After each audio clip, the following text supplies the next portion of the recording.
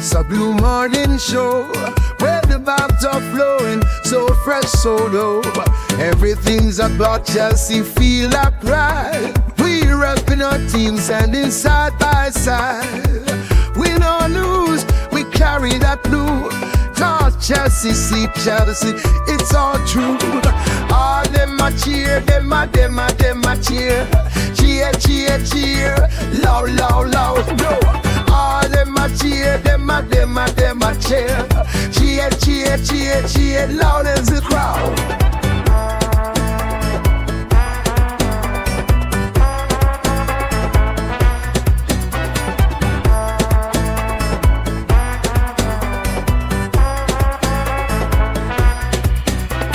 In the stands we jump and sway, feel the beat. Got that rhythm in our hearts, can't take defeat. Every match we rise, watch the game unfold. Blue blood running deep, our story told. With every win we celebrate our crew. Chanting songs for Chelsea all day, it's true. All them a cheer, them a cheer. Cheer, cheer, cheer, loud, loud, loud, no one. All them a cheer, them a cheer. Cheer, cheer, cheer, cheer, loud as the crowd. Stunt the banners fly high under the sun. Every player on that field, together we run. With each kick we feel the passion ignite. For Chelsea our hearts shine forever bright. All them a cheer, them a cheer. Cheer, cheer, cheer, loud, loud, loud, no one. All them a cheer, them a cheer. Cheer, cheer, cheer, cheer, loud as the crowd.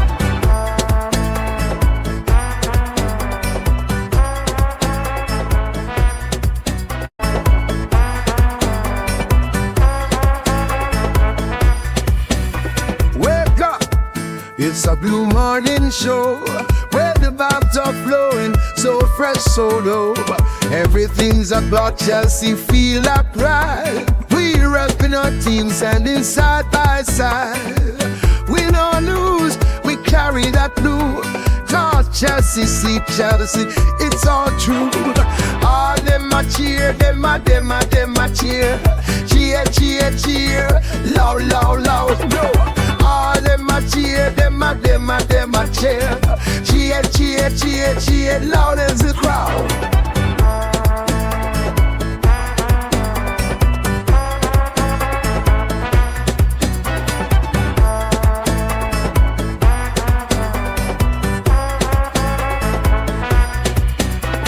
In the stands we jump and sway, feel the beat. Got that rhythm in our hearts, can't take defeat. Every match we rise, watch the game unfold. Blue blood running deep, our story told. With every win we celebrate our crew. Chanting songs for Chelsea all day, it's true. All them a cheer, them a cheer. Cheer, cheer, cheer, loud, loud, loud, no one. All them a cheer, them a cheer. Cheer, cheer, cheer, cheer, loud as the crowd. Stunt the banners fly high under the sun. Every player on that field, together we run. With each kick we feel the passion ignite. For Chelsea our hearts shine forever bright. All them a cheer, them a cheer. Cheer, cheer, cheer, loud, loud, loud, no one. All them a cheer, them a cheer. Cheer, cheer, cheer, cheer, loud as the crowd.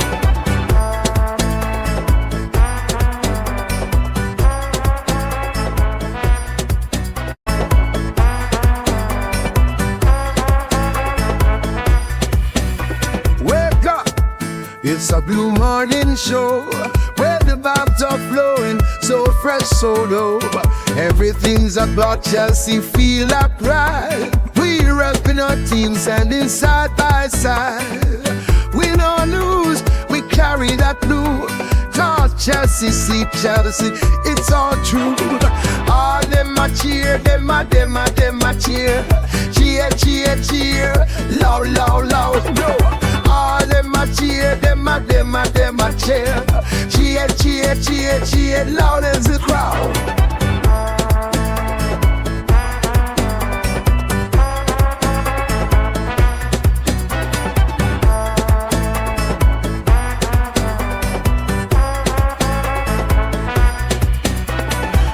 the stands we jump and sway, feel the beat. Got that rhythm in our hearts, can't take defeat. Every match we rise, watch the game unfold. Blue blood running deep, our story told. With every win we celebrate our crew. Chanting songs for Chelsea all day, it's true. All them a cheer, them a cheer. Cheer, cheer, cheer, loud, loud, loud, no one. All them a cheer, them a cheer. Cheer, cheer, cheer, cheer, loud as the crowd. Stop the banners fly high under the sun. Every player on that field, together we run. With each kick we feel the passion ignite. For Chelsea our hearts shine forever bright. All them a cheer, them a cheer. Cheer, cheer, cheer, loud, loud, loud, no one. All them a cheer, them a cheer. Cheer, cheer, cheer, cheer, loud as the crowd.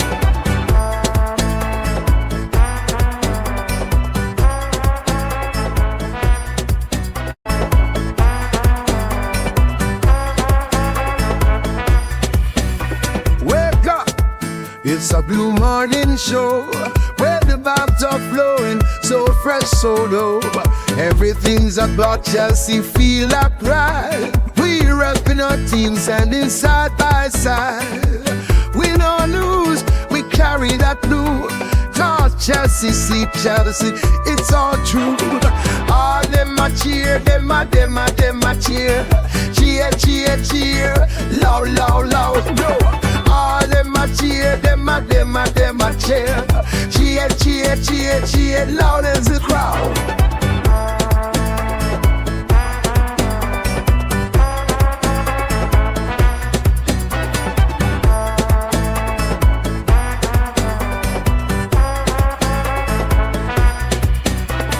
In the stands we jump and sway, feel the beat. Got that rhythm in our hearts, can't take defeat. Every match we rise, watch the game unfold. Blue blood running deep, our story told. With every win we celebrate our crew. Chanting songs for Chelsea all day, it's true. All them a cheer, them a cheer. Cheer, cheer, cheer, loud, loud, loud, no one. All them a cheer, them a cheer. Cheer, cheer, cheer, cheer, loud as the crowd. Stop the banners fly high under the sun. Every player on that field, together we run. With each kick we feel the passion ignite. For Chelsea our hearts shine forever bright. All them a cheer, them a cheer. Cheer, cheer, cheer, loud, loud, loud, no one. All them a cheer, them a cheer. Cheer, cheer, cheer, cheer, loud as the crowd.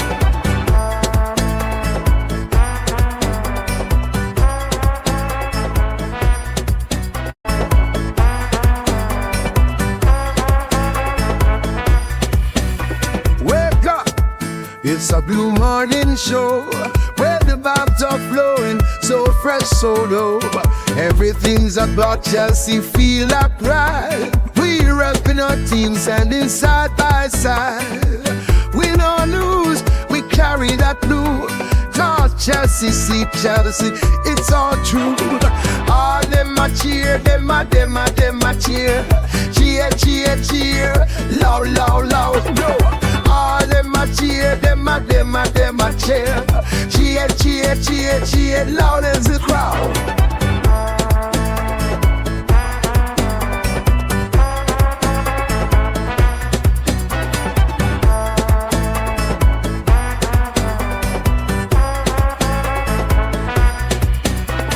In the stands we jump and sway, feel the beat. Got that rhythm in our hearts, can't take defeat. Every match we rise, watch the game unfold. Blue blood running deep, our story told. With every win we celebrate our crew. Chanting songs for Chelsea all day, it's true. All them a cheer, them a cheer. Cheer, cheer, cheer. Loud, loud, loud. No one. All them a cheer, them a cheer. Cheer, cheer, cheer, cheer. Loud as the crowd. So the banners fly high under the sun. Every player on that field, together we run. With each kick we feel the passion ignite. For Chelsea our hearts shine forever bright. All them a cheer, them a cheer. Cheer, cheer, cheer. Loud, loud, loud. No one. All them a cheer, them a cheer. Cheer, cheer, cheer, cheer. Loud as the crowd.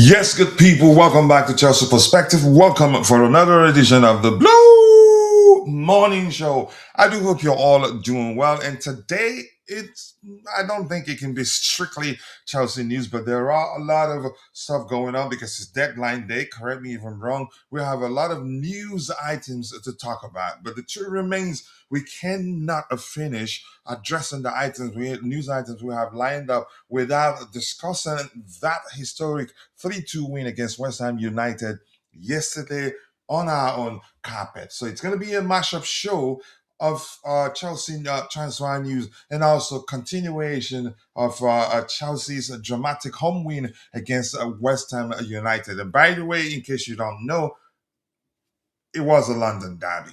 But that's by the way, let me say hello to all of you in the chat before we start addressing the items we have lined up. Chances are, as the show progresses, we get a lot of, you can say, 3 or 4. Here we goes. Mamadou Sarr is coming. We'll talk about that later. And Mod Mana is already working.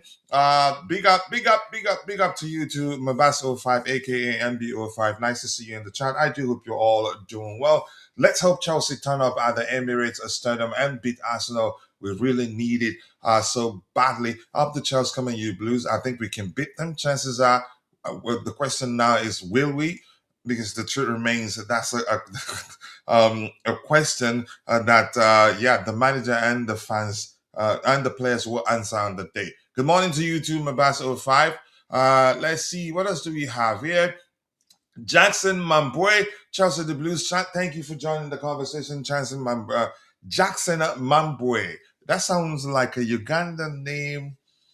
Correct me if I'm wrong, but I want to know. But nice to have you in the chat, and it looks like this is your first time here. If that's the case, welcome to Chelsea Perspective. Feel at home, enjoy yourself. All we ask of you is to keep it civil. Here, your opinion matters. So welcome.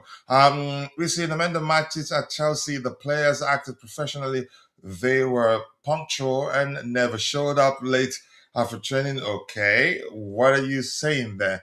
Let's see. All right, I'm just gonna continue because you just a whole lot of stuff that I don't want to read. The rest of us were always on time. Were angry, so we decided to form a kind of an internal disciplinary committee with me serving as the president. It's not gonna work, so leave me. Leave me alone, my boss. But big up MBO5. Nice to see you. I do hope you're doing well. And we have Ty in the chat. And Ty says, up big to you too. I do hope you're doing well. I appreciate you finding the time to join the conversation this particular morning. It's still 6:46 a.m. CST for me. Say hello to each other. And Durov is here. Durov, let me know if I'm pronouncing your name correctly. But good morning to you, and I appreciate you finding the time to join the conversation.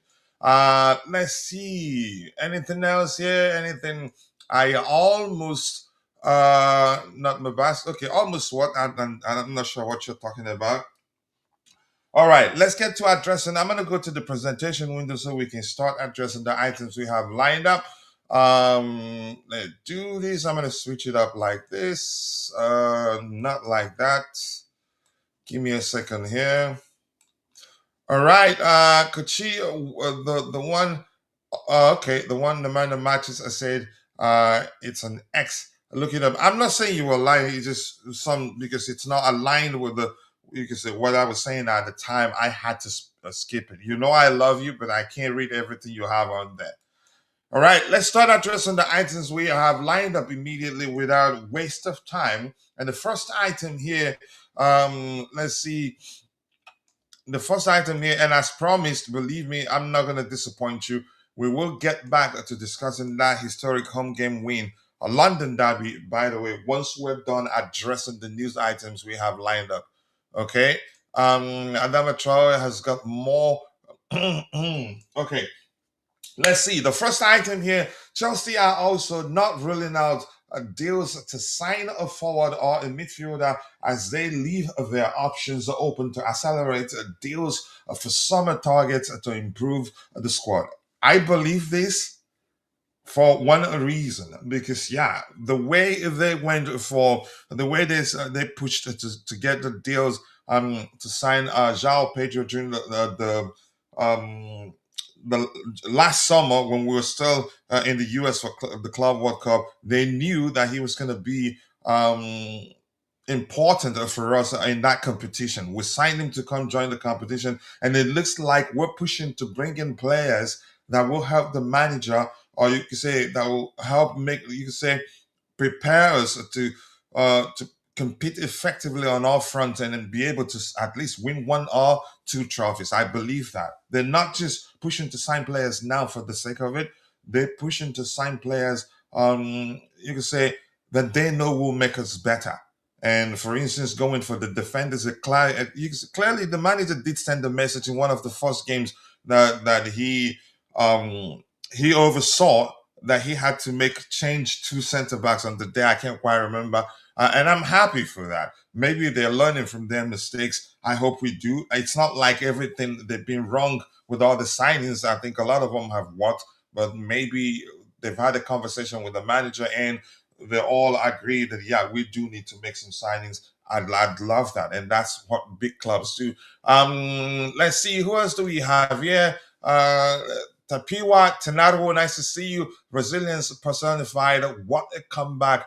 Big up to you too. And once again, the manager proved that he does know how to be proactive, and his proactivity, I must say, once again, he tried to rotate because there's a need to rotate at this time because the games are coming in thick and fast. We don't want to burn out players and suffer long term. But we get to the game proper right now. We're talking transfers, and I have my bro Jay in the house. Jay, thank you for finding the time to join me on the panel. I do hope you're doing well. And today, you did not have issues joining. Or you could say maybe it was you not being able to join yesterday was something I did on papers, right, Jay? Are you there? Yeah, I would give myself benefit of doubt. I think it was on your part, the whole issue. Big up to you. I'm good. Hope you're well. I can't complain, my brother. So, what do you make of this latter part? We've always known that eventually that he will leave Chelsea this transfer window. But the latter part of this particular report, let me just read it through from the start to the end. But pay attention to the latter part. It reads: Chelsea are also not ruling out deals to sign a forward or a midfielder as they leave their options open to accelerate deals for summer targets to improve to improve the squad in January. So let's see how you. I think it makes sense, and I'm happy they're being proactive here, irrespective of whether we end up not bringing any attacking players in. I think the most important thing for me, in my opinion, will be to strengthen our defensive options. But let's see how you. Yeah, obviously, I think we all know that the main issues lie in the defensive areas, and that is what we're looking to that is where we are looking to operate. The Jacquet deal, and also recalling Anselmino, who will now go to Strasbourg, and maybe Mamadou Sarr will come back. So the whole thing and issues about defense is widely open, and it's in the news, and we all know it. But yeah, I think they have some targets for the summer, which they must have planned for the long term. And it's no surprise that they can fast forward some of the deals and some of the targets, who can maybe come and provide some depth and instant impact. I think the manager is very much involved in the overall structure of the squad, and he must have seen a few things in which we are lacking and where some additions could really help the team. And I think it's on his reports. I think that they must be working to bring on some of the attackers maybe in the forward line, and it won't be a surprise because I think Gittins might be injured as well. Even if he's not, I think there are issues with the form of some of the players on the wings. I think we are really struggling. The over reliance on Estivao, which is obviously not going to be a great thing. You want your 18-year-old kid to have time to settle You in don't want to and put that much pressure on him. exactly. You don't want to ruin his trajectory, which was always to get him used to the environment of the English football and give him little game time here and there. So now there is a heavy reliance because he is obviously the most informed winger for us, and you can't do that. So that is why I think that there is a scope for us adding a forward that particularly would be a winger on the left hand side, particularly. So yeah, I can pretty much see that. It is a mixture of maybe injury to Gittins and maybe the out of form of some of the wingers that we have. But yeah, I still think that the priority is still the defense and maybe a midfielder because we don't know. I think Isugu is we a need a traditional 10. I don't think signing another six will be all right because we have Andrea Santos can fulfill that role. Isuga I think will be back soon. James can also fulfill that role. I think we should be looking for a more traditional 10. yeah. But that's my opinion. I Go think ahead, what they you were saying. exactly. I think it would. I won't be surprised if it is someone who can play multiple roles. They always have this, desire I to mean, buy that's a more players. than you can say criteria for recruitment these days. Exactly. And with Bluco and with the current Chelsea strategy, that is more obvious because we have seen many players who can fit the Swiss knife, Hmm. kind of style. So I think, yeah, it can be a winger who can play in the 10 as well. But again, since time is not in their hand, I think what we got 24 hours left in this window now. So I would still say that the defender signing is one which is really key, and I see the probability of that getting And over the they're line rather than the prioritizing that. others. Yeah, exactly. Since we don't have the time, I don't really see maybe a loan here and there, but I don't see a high profile signing in the attacking area to get completed. All right, right. Okay, thank you so much for that, Jay. Right now, we're discussing transfers. Once we're done, we'll get back to discussing that whole historic win on our own carpet. It's important that we do because it's still fresh in our minds. Yeah. Let's see, and we have my bro there in the chat in Tobago. Up big to you too, Tobago. Thank you for joining the conversation.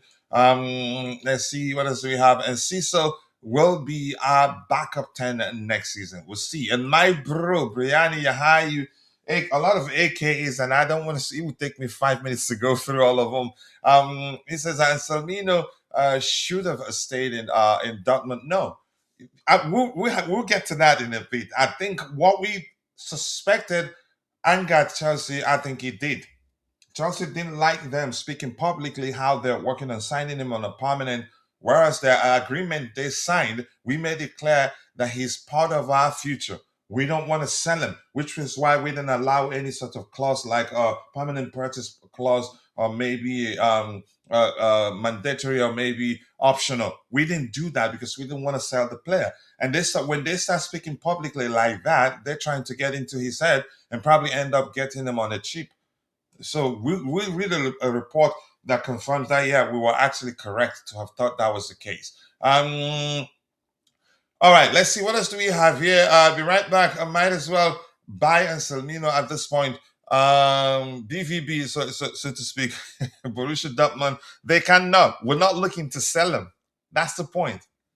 We're not looking. We could have sold him to Strasbourg too, but no, he has to go on loan because the plan overall is to for him to eventually become a mainstay in our squad. CFC said, "Why stay at Dortmund, knowing that they want to turn that?" Yeah, exactly. We talked about that, and it turns out that was actually the case. More likes, people. More likes. Keep dropping the likes on the stream. The likes that do go a long way. 57 people following the show. If half of you like it, we'll have 25 likes. I get it. Some of you view the show in a vertical format, which yeah makes it difficult for a lot of you. Don't know how to like the video. There, you can double tap. And again, I'm saying this. I'm not sure whether that's specific to certain devices. You can double tap, and as you do that, pay attention to the likes count. If it increases by one, then it definitely captured your like. Or you can press and hold your screen for just about a second. Then you see the like, comment, all the bells and whistles options, and then choose the one you want to do. Help, yep. Press and hold your screen for about a second to see like, comment, and options. Swipe up to go full screen. You will enjoy it. And Khalid Abdurhamid Amid. It's been like 1,000 years since you've been part of the show. I hope all is well on your end. If that's the case, I'm happy for you. Let's just hope, yeah, you've been busy, but nice to see you once again. Hi, Coach. I can't wait for Cowell and Lavia to be back. We'll be fine. I think we'll find a way to manage the fitness just like we've done with the case of Reece James and the Wesley Fofana, which, yeah, I'm not sure how they did it, but I think they should just do their thing.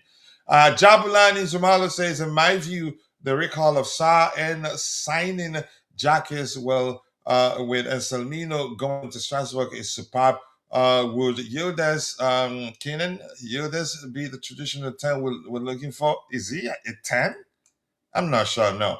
RCB next season, Jacquet Sarr and Salmino. I think we have a lot of good players. And something the Bruv says here about and Ciso being the backup 10, I think I've read that too. But that's by the way. Let's move on from that topic. Let's go to the next item here. This one, unfortunately, I'm not sure. Probably because he already he's shown the club that he's not content with, you can say, being a backup to any of our starting players. Okay, so he's a 10. Okay. Okay, maybe I've not been paying attention very well. All right. Mamadou Sarr's departure to Chelsea is practically a done deal. But I'd like a 10 that creates a lot of chances. So I want to look at his numbers to see, you can say, his output. Yeah, I like a 10 that will be creating more than scoring more. Maybe because he's young, as you can say, as he matures, you can say he'd have a good balance of both. But because if you're a 10, you should have, you can say, be excellent at creating chances for your teammates. At least that's how I see the role. Let's see. Mamadou Sarr's departure to Chelsea is practically a done deal, according to L'Equipe. And this kid, I do like him very, very well. For reasons we've talked about 1,000 times on here. He's played under the manager, and probably you can say the manager is the reason why we are accelerating his return to Chelsea. Because yeah, the plan was always, my belief is that the plan was always to leave him, to have him finish the season there and continue developing. Probably down to the fact that Enzo Maresca thought he wasn't ready, and I don't blame him. He has every right. He had every right at the time because he was the manager. But now we have a manager he worked with him at Strasbourg, and he was one of his most trusted players there. Currently, the captain, I think, captain in the absence of Emara Atabeho. Correct me if I'm wrong. You do follow Strasbourg a lot, but Jay, let's say I'm happy for this kid. I think he's a good player. The AFCON exposure is also a plus, where he came in for the legendary Kalidou Koulibaly and did very, very well. So I'm happy we are bringing him back. Let's hear you. And if you're in the chat, let's hear you. Your thoughts. Mamadou Sarr returning to Chelsea, I think is a good thing, even though he's younger than some, you can say around 50% of our CVs, but he's better than them. Come out on the ball. And very intelligent. Also, he's a good box defender too. But let's hear you. Yeah, really, really good player. Impressive defender. Really good at what he does. His role is really defined. I think he's one of those better signing in the defense that we have made for a while now. And I don't think that he will actually face a lot of difficulties adjusting to the way that Chelsea play. Obviously, because of his previous manager and Liam Rosenior is here.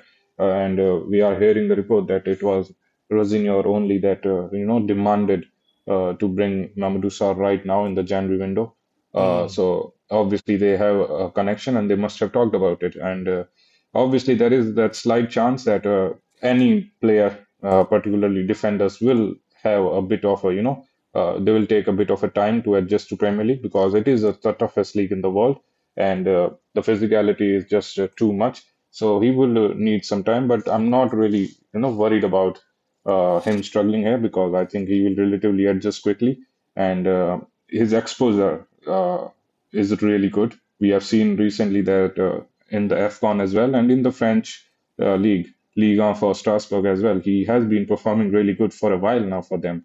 I think he's also the captain of the side. Probably, but given So the absence of Emery, because whenever Emery is available, I'm not sure. Tobago should know. You can say he follows them more than I do. But go ahead. He's the current captain. I've seen him. Tobago may be educated well here. Go ahead, yeah, Jay. that's true. I think he is the current captain. In the absence of Omega, he's the main captain. Whenever he's available, Omega will be the captain. But yeah, obviously that shows that he has the leadership quality and the experience to assert his dominance as well.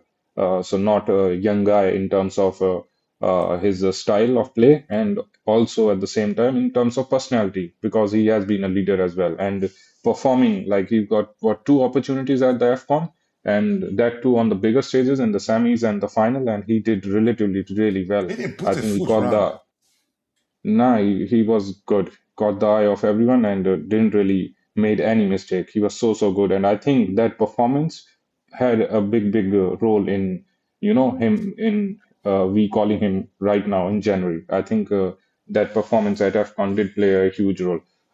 He does solve a lot of issues of ours as well. Obviously, the likes of Badiashile we have seen. He's been consistently poor, making mistakes every game, and we don't really feel the confidence whenever he is on the pitch, and there is always a scope of us conceding one, two, three, amount of goals when we have him on the pitch. Doesn't really matter whether he's being paired with Fofana or Chalobah. So there is a problem with Badiashile for sure. I don't see him really, having a future at Chelsea uh, after this summer window that we're going to have in 5 6 months. Yeah, I So was yeah, he's actually, pretty but thank much. you. You go ahead with that. I was going to ask you which of our current CBs do you think will eventually move on? Because yeah, I don't see us keeping them after the arrival of Mamadou Sarr and eventually Jacquet, or if we Jacquet, if we succeed in getting the deal over the line. But go ahead, what you were saying. Yeah, it's pretty obvious. I think everyone knows that the two, in terms of performance, it's Badiashile who is consistently poor. He also has his injury concerns as well, and I think there's no doubt that the owners and the directors will try to sell Take him the in the L. summer window. I don't know. Yeah, I think we bought him for 35 million. So obviously we're not really going to get anywhere near that amount. So maybe there is some sort of loss or L. I don't know about the finances of that deal, but yeah, he surely has to depart. Also considering that a lot of these young defenders are going to come to Chelsea, Jeremy Jacquet deal will mostly confirm that Badiashile is not going to stay at Chelsea further than the summer.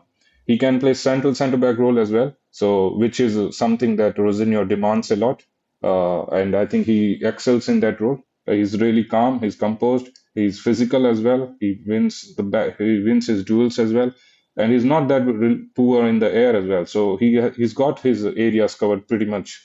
Obviously, it's a different case when you are in the Premier League, but yeah, in the situation that he was placed in, that is the Liga, I think he's done really well, and maybe that gives the scope of a back three as well, which the talked about thing around Chelsea and Rosenior is that he would eventually want to play back three. Again, that is debatable. I'm not sure whether he I actually mean, it's had that very thing in his mind. debatable, right? Go ahead. Exactly. So, but even if he wants to, I think maybe on a permanent basis or as uh, just as a weapon in his hands. I think to have the opportunity to play back three against certain opponents, and I think Mamadou Sarr does give him the opportunity to implement that style more confidently. So yeah, I think overall he's a really good deal for us. There is obviously the debate about whether it's a good thing for Strasbourg or not, but we will focus on Chelsea. So yeah, it's a good I deal mean, he for us for was sure. only alone there. He definitely was on loan, so it's Yeah, not so like they owned I that. don't get the outrage. In my opinion, it's if anything, I'd say a manufactured outrage. You have something that isn't yours will never be yours. The owner, whenever the owner comes calling, you give it back to them. Except if there's an agreement that if they come for that stuff prematurely, you can say before the end of the agreed time, for you to keep it, then they pay a fine. But in this case, nothing like that. But go ahead. I mean, it depends, coach. I think it depends on how much concerned you are, whether you're concerned about Chelsea and that is where your concerns end, then yeah, you have no arguments or worries, to think about Strasbourg. But some of the fans obviously, consider the blue co system and they want the whole system to excel. And if you look at the whole system, the blue co family, then obviously this is not going to go down well because you are kind of taking away a really important player and their captain as well mid-season, while the relation is already not that strong, and you're now taking away their main player in But the really crucial Jake, wouldn't periods. you say that you know O'Neill, right, the former Wolves manager? Wouldn't you say that Anselmino Yeah, is more of his, you could say, type of defender than he's not into ball, you could say, playing out from the back that much. He simplifies it a lot. But our current manager is into ball playing defenders a lot. So I think for me, nothing bad there. They're still getting an excellent defender in Anselmino. The yeah. difference is that our manager is getting the player that he worked with for for how long, and you can say fits his style. In my opinion, I think nothing wrong there. Yeah, I mean, obviously, again, that is a debatable topic, but again, we should be, concerned about Chelsea because that's our club, and I think that is a broader issue which the ownership has to deal with, and that's where I'm focused. I don't think that Sarr is the kind of player who will struggle under Rosenior or against Gary O'Neill. He's the type of Rolls Royce who would work and excel under any philosophy. So I don't think there was a doubt that he would, suit less or Anselmino would be an upgrade on him. Anselmino is not a bad player. He has shown his qualities and levels in the Bundesliga, so he will definitely not be, out of pace or won't uh, someone really not fitting with the Strasbourg or Liga environment. So he won't be that big of a miss, but surely not the same quality. And hence why, obviously, that's obvious that we are preferring Mamadou Sarr over Anselmino. But I think it's fair only considering the level of the Premier League is much higher than Liga. So overall, I think this deal fits perfectly. There will be outrage from the Strasbourg fans, but I think Anselmino will eventually settle and do well for them. I mean, we've helped them sign a few new players who are actually excellent players. Some of them our fans want at Chelsea, but I don't think would do that. But that's by the way. I understand everything you said. Let's see. I don't know this guy being mentioned here. Chelsea have submitted an offer of around 30 million euros to secure the services of Nantes. Is that Nantes? How you pronounce that? Probably the TES is silent. Nantes defender Tylel Tati, but FC Nans have rejected this approach. Who you quoting for that report? Drav, thank you for that information there. But let's see if I see it. I'll put it up on the screen too. Let's push it to 50 likes. People, we have 100 people following the show. If half of you like the show, we'd have at least 50 likes. Yes, check his numbers. Okay, I will in a bit. Just remind me. Let me not forget. Hope again. Yeah. Hello to you too. Yeah. All right. Well, what am I missing here? I've checked it, and my bro is in the house. Gratitude. I've forgotten. Yeah, Google changed people's names, and you changed your display name. But gratitude 1914. Let me go with that. Great day, Coachila and the Blues. Great day to you too. Adebayo Markunjun. Yeah, that's who that is. But nice to see you, my bro. I do hope you're doing well, and I appreciate you finding the time to join the conversation. And yeah, hopefully your absence simply means yeah, that you've been busy. And we understand if that's the case because bills don't pay themselves. So thank you for joining the conversation. We absolutely need those. We absolutely need those two defenders, Badiashile and Tosin, are irredeemable, awful. I'd keep Tosin at least for his leadership qualities on and off the pitch. And on this day, he's usually, again, he does very well. He's done very well for us. But let's see what happens. Yildiz plays as an inside forward on the left as a wide 10. As Juventus, I still wouldn't call him, still don't see him as a traditional 10, but that's me. So Mamadou Sarr, vice captain, and that's Kingsley Emeka Nwanne Dalo, and I appreciate you finding the time to join the conversation this particular morning. I do hope you're doing well. According to Transfer Market, Kenan Yildiz best position is left wing. He is okay. See, I'm into fit, not matters. 6'1". He says, can we loan another forward? Okay, left wing player Ganacho and Gittis, my lord. I think Gittis will both. Listen, Ganacho was awful, and I want to stop defending him until he gives me something to work with consistently. He's looked very. His confidence is below zero right now. Gittins just needs time, and I have, you can say, solid reasons that have led to me deciding I need to give them time. But I don't want to get into that. But you have every right to see it the way you see them, and I respect that. Coachila was right about Badiashile. He makes hospital passes, which is what Coachila, what we call it in Nigeria. Yeah, not you can say not properly measured passes that the person that the pass is intended to had to put in a lot of effort to get to the ball. Yeah, and in the process could, yeah, get hurt. Panel knows ball. He says it's as if Badiashile is bad. That's according to that's Jay. You were the one that said that, right? Jabulani Nzamalo here says, can things work if we take Badiashile and Magi in exchange for Jackie right now? Possibly, but do I think we'd do that? No. And also, the truth is, you can't just decide to do that and you should go ahead with the execution of the plan. The players both would want to go to those respective club to that club in question for it to work. MBO5, he's saying good hello to you too. What else do we have? Yeah, anything else? Hello to you too, Sam Kello, Chris M Kize. I sorry if I butchered your last name there, I apologize until you train me on how to pronounce it correctly. Yeah, high five and leads of big ups. Okay, you're just saying hello. Why am I reading that too? Ibro, my bro, is in the house. Nice to see you down one eye, Kiki. I appreciate you finding time to join the conversation. Let's see.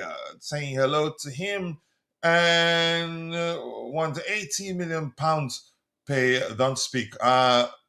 Rogers as a 10, does it create a lot? Really? I wouldn't pay 80 million for Rogers if the reason I'm signing him is a 10. I'd rather sign him as a CM.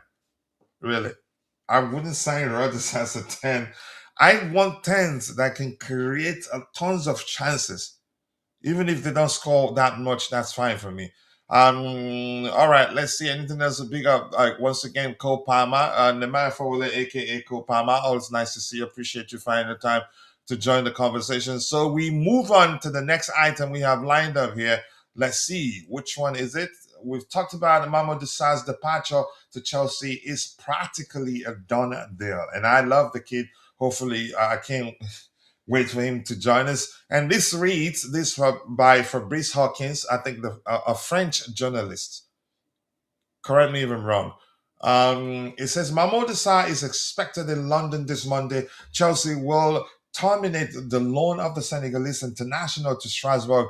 Aaron Anselmino will go the other way and will be loaned to Strasbourg. Yeah, it makes sense. I think he's going to play a lot, which will aid his development, and I'm happy. I mean, Anselmino going on loan to Strasbourg. I think Borussia Dortmund, I think they would have succeeded in turning his head. Look at him crying on camera when he learned that, yeah, that we've terminated the loan contract. That's what they do over there at Borussia Dortmund. They know how to turn players' head and then try get them on a cheap. Okay, now we talked about this. Erlon and Salmino to Strasbourg. Here we go. A deal in place over a loan until the end of the season. Practically, you can say 6 months loan deal or so. But let's we'll talk. We'll read just the next item lined up, news item lined up to understand that we were actually correct with our understanding of the situation or what we believed at the time, what we believed and still believe was one of the main reasons why Chelsea had to pull the plug. So what do we have here? He says Chelsea must sell Badiashile de Sesitos and bring in a solid, experienced defender like Marco Senesi. Good luck with that. Spots runs and bands. He says, true. Tati Castellanos was a flop at Lazio in Serie A. Pablo, a random Brazilian striker who played in the Portuguese league, who didn't even know who he was until West Ham signed him. These things happen. This has happened. I mean, you don't judge a player by, you can say, how their time at a certain club went. I don't do that, really. How would we use Muggy and Badiashile in Jacquet's deal? Somebody suggested that. So, and I'm not sure how that's going to work. So I just don't want to get into that conversation because, in all honesty, I'm not sure how possible that is and whether it work actually. Garnacho Stinker was an all-time stinker. Saul was level bad. I hope he finds his space again because we know Bobby was out there ready to pack his things and ship him off. He already cooked him. You weren't paying attention. He already cooked him, but he wasn't on the panel. He did in the group chat. But yeah, he deserves it really. Maybe he needs that to wake up. He's been BISS poor, really. Unfortunately, I hate saying that, but I just had to say it. So this follow-up report confirms what we've always thought was the case. It reads, Chelsea were very annoyed. Chelsea were very annoyed with Borussia Dortmund's comments in public about Anselmino in the recent weeks and months, talking about their intention to buy him on a permanent transfer. We knew, which is, I mean, it just makes sense that Chelsea would get angry because that alone could turn the head of the player and make him submit a transfer request, which will in turn lead to us not making enough money from the player scene if should we agree to sell him.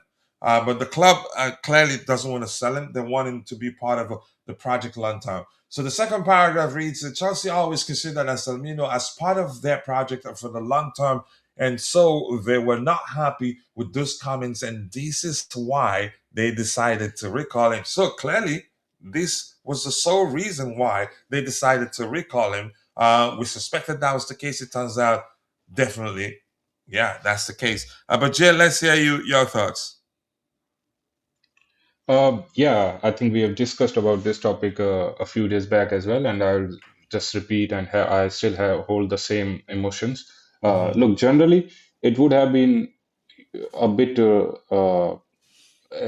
generally it would have been a sign that your parent club, that is us, Chelsea, has kind of effed up in their window, hence why they are required to recall or cancel or terminate a loan in between a season.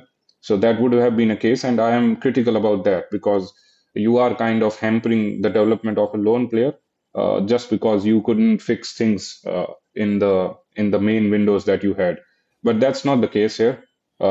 It's a clear situation of where Dortmund is showing their usual colors. They have been, not so nice club, and I don't believe it when reports come out that we hold a really strong relationship with Dortmund and some other clubs because One-sided. transfer activities it doesn't really look like because they don't budge and reduce or have any negotiating uh, help for us. They are really rigid. They will have what they want. And when it comes to really helping us with some of the transfers, they are again not so good and not so helpful. And this Anselmino case is another example where it alarms and uh, clarifies us that we should not do transfers with them, especially loan deals. We don't need to go to them for the development of some of our young guys because it has they have a history. We have They hard did times this with with Chukwuemeka, right? Or correct me, or I don't know whether the deal of Chukwuemeka had an option or yes, obligation. Chukwuemeka was not ready to go somewhere else. He had his mind on Dortmund, and hence he was pressurizing Chelsea to Which negotiate made it and difficult find for a us to get a lot more money. exactly. I think we had some offers from Premier League where we were having 10 million more maybe. But yeah, we had to go with the players. So they have a history. There are examples and they have a history as well. So obviously the Chukwuemeka deal as well and the other, I think Ian Matson deal as well. We struggled with them also.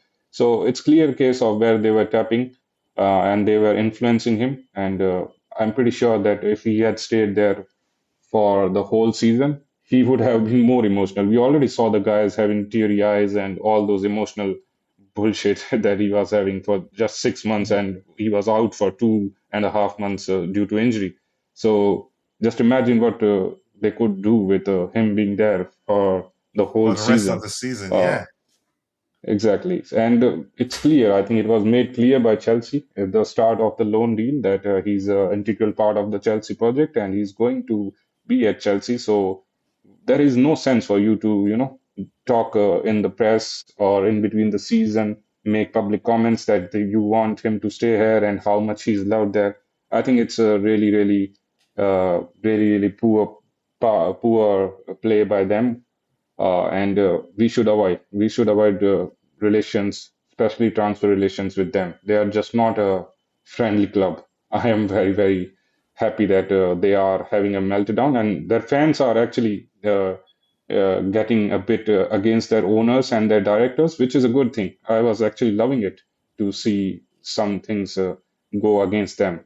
So yeah, I have zero sympathy for them, and I think we did absolutely right.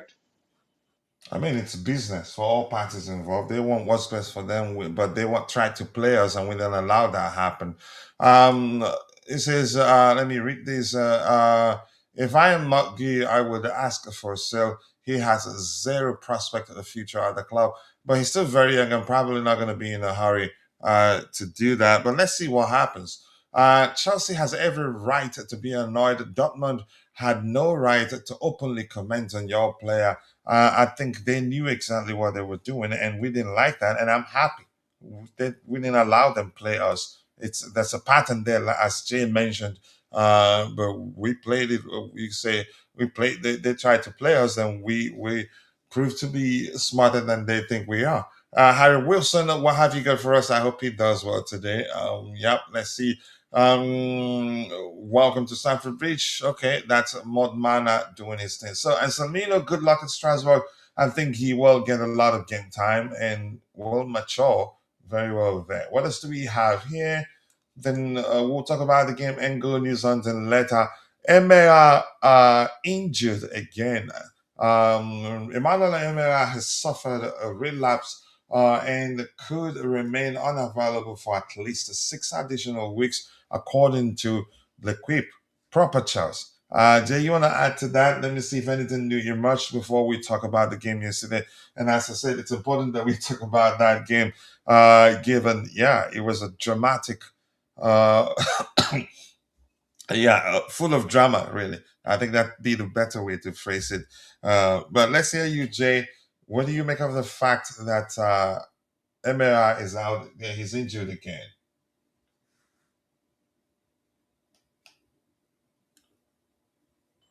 I think that's an issue for sure. That's an issue. We have a very bad relationship with injuries, and he's not at the club, and he's already having some bond with injuries. It's unfortunate, but it feels like it is kind of recurring, and it's going to get worse. Hopefully not, but it is going to get worse in the Premier League because we know the levels of the Premier League in terms of the physicality. So And intensity, yeah. if you are injury prone, it is only going to get worse. But hopefully, it's not one of those cases where it's the same injury that is, getting recurred again and again. And hopefully, he still has the time to really get fully fit, and we can have him at a stage where he is not really, getting injured again. So yeah, I think it's just an unfortunate incident, and we have to see after he comes to Chelsea, we have to see whether it is something, a similar case to Romeo Lavia and Reece James, or it is just unfortunate incident that can happen to anybody, and he would be back to running quickly. All right, some updates here. I think, yeah, we haven't addressed this particular item here. I'll have us go through it, then we get back to looking at to speaking about the game yesterday, because Jay wasn't on the panel. I'd like to get his a summary of his observations from the game. Chelsea remain in talks with Rennes over a deal for Jeremy Jacquet. It looks like we're going to succeed in getting that deal across the line, and I'd love to see that happen. Really, I'd love to see that happen because the kid is a very good player. Bayern wants him. Liverpool want him. I think there are other clubs, and according to Fabrizio Romano, other clubs are still calling. I hope we get the deal over the line. This is one that sort of talent that, yeah, I get it. Every signing carries some measure of risk, but some of them carry less risk because of how good they are, and you know that the chances of them failing is next to nothing, in my opinion. Let's see, what does he have here? He says Ganacho better buckle up, because yeah, these won't think twice. Yeah, they won't, and probably sell him for a profit, really. But Heston, I think he will come good, just needs time. And I don't know, his confidence, in my opinion, is in the minors. Let's see, Modmana and Nemanja Fowler, aka Cole Palmer, here says we cannot not let Liverpool hack Jeremy Jacquet. We cannot let them sign him. I think we need him. Tati, another Papi Gibelucci. How do you pronounce his last name? That kid was signed. Chelsea fans hated him. I think it was when under Ramon, when we started being cheap. Um, Marina signed Papi at the time, and Mike Hennessy didn't work out. So not a lot of new stuff emerged. This was already there. I decided not to put it up for discussion because, yeah, it's more of a comment from Marco Correa, what the manager told them after the break and all that. So nothing new emerged here. So let's go looking at the game. If you're in the chat and you weren't part of the match review yesterday, now you have a chance. Let us know. Let's hear your summary from your observation during the game yesterday. Definitely a game of two halves. Talk about a game of two halves. That was a prime example of what a game of two halves mean. Um, the left wing is so bad. We have by choice, but go after Rodrigo. Even Kevin Shade, as I pronounce that, looked better than our left wing.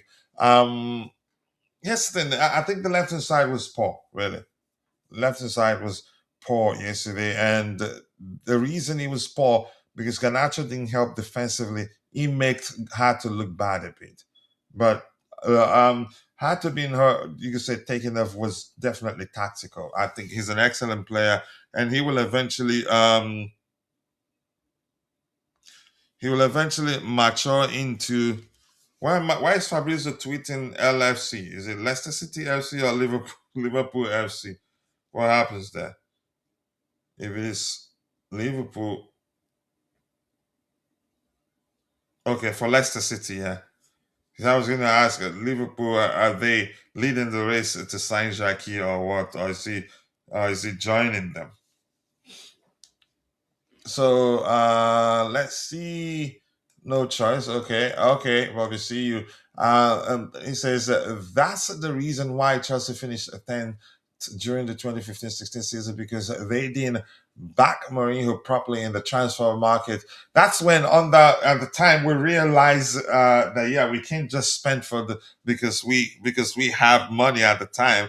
We started being cheap, going for free agents and all that, which was why we signed that. I think Danny Drinkwater did we no wasn't a free agent, but we signed a few free agents and some, you could say, cheap players at the time, and I think it backfired.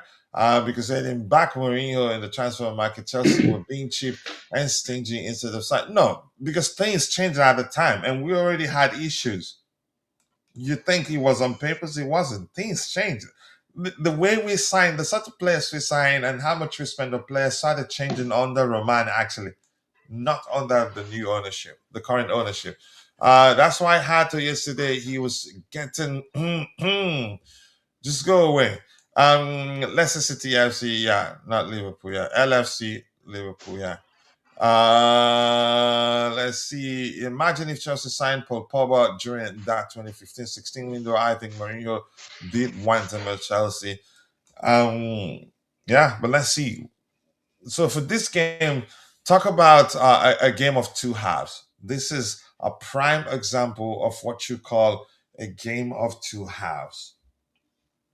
And we're going to look at the numbers so you learn why I think that's the case. Let's look at the statistics for the first half stats first, and then the second half stats. Then you know why that was definitely a game of two halves.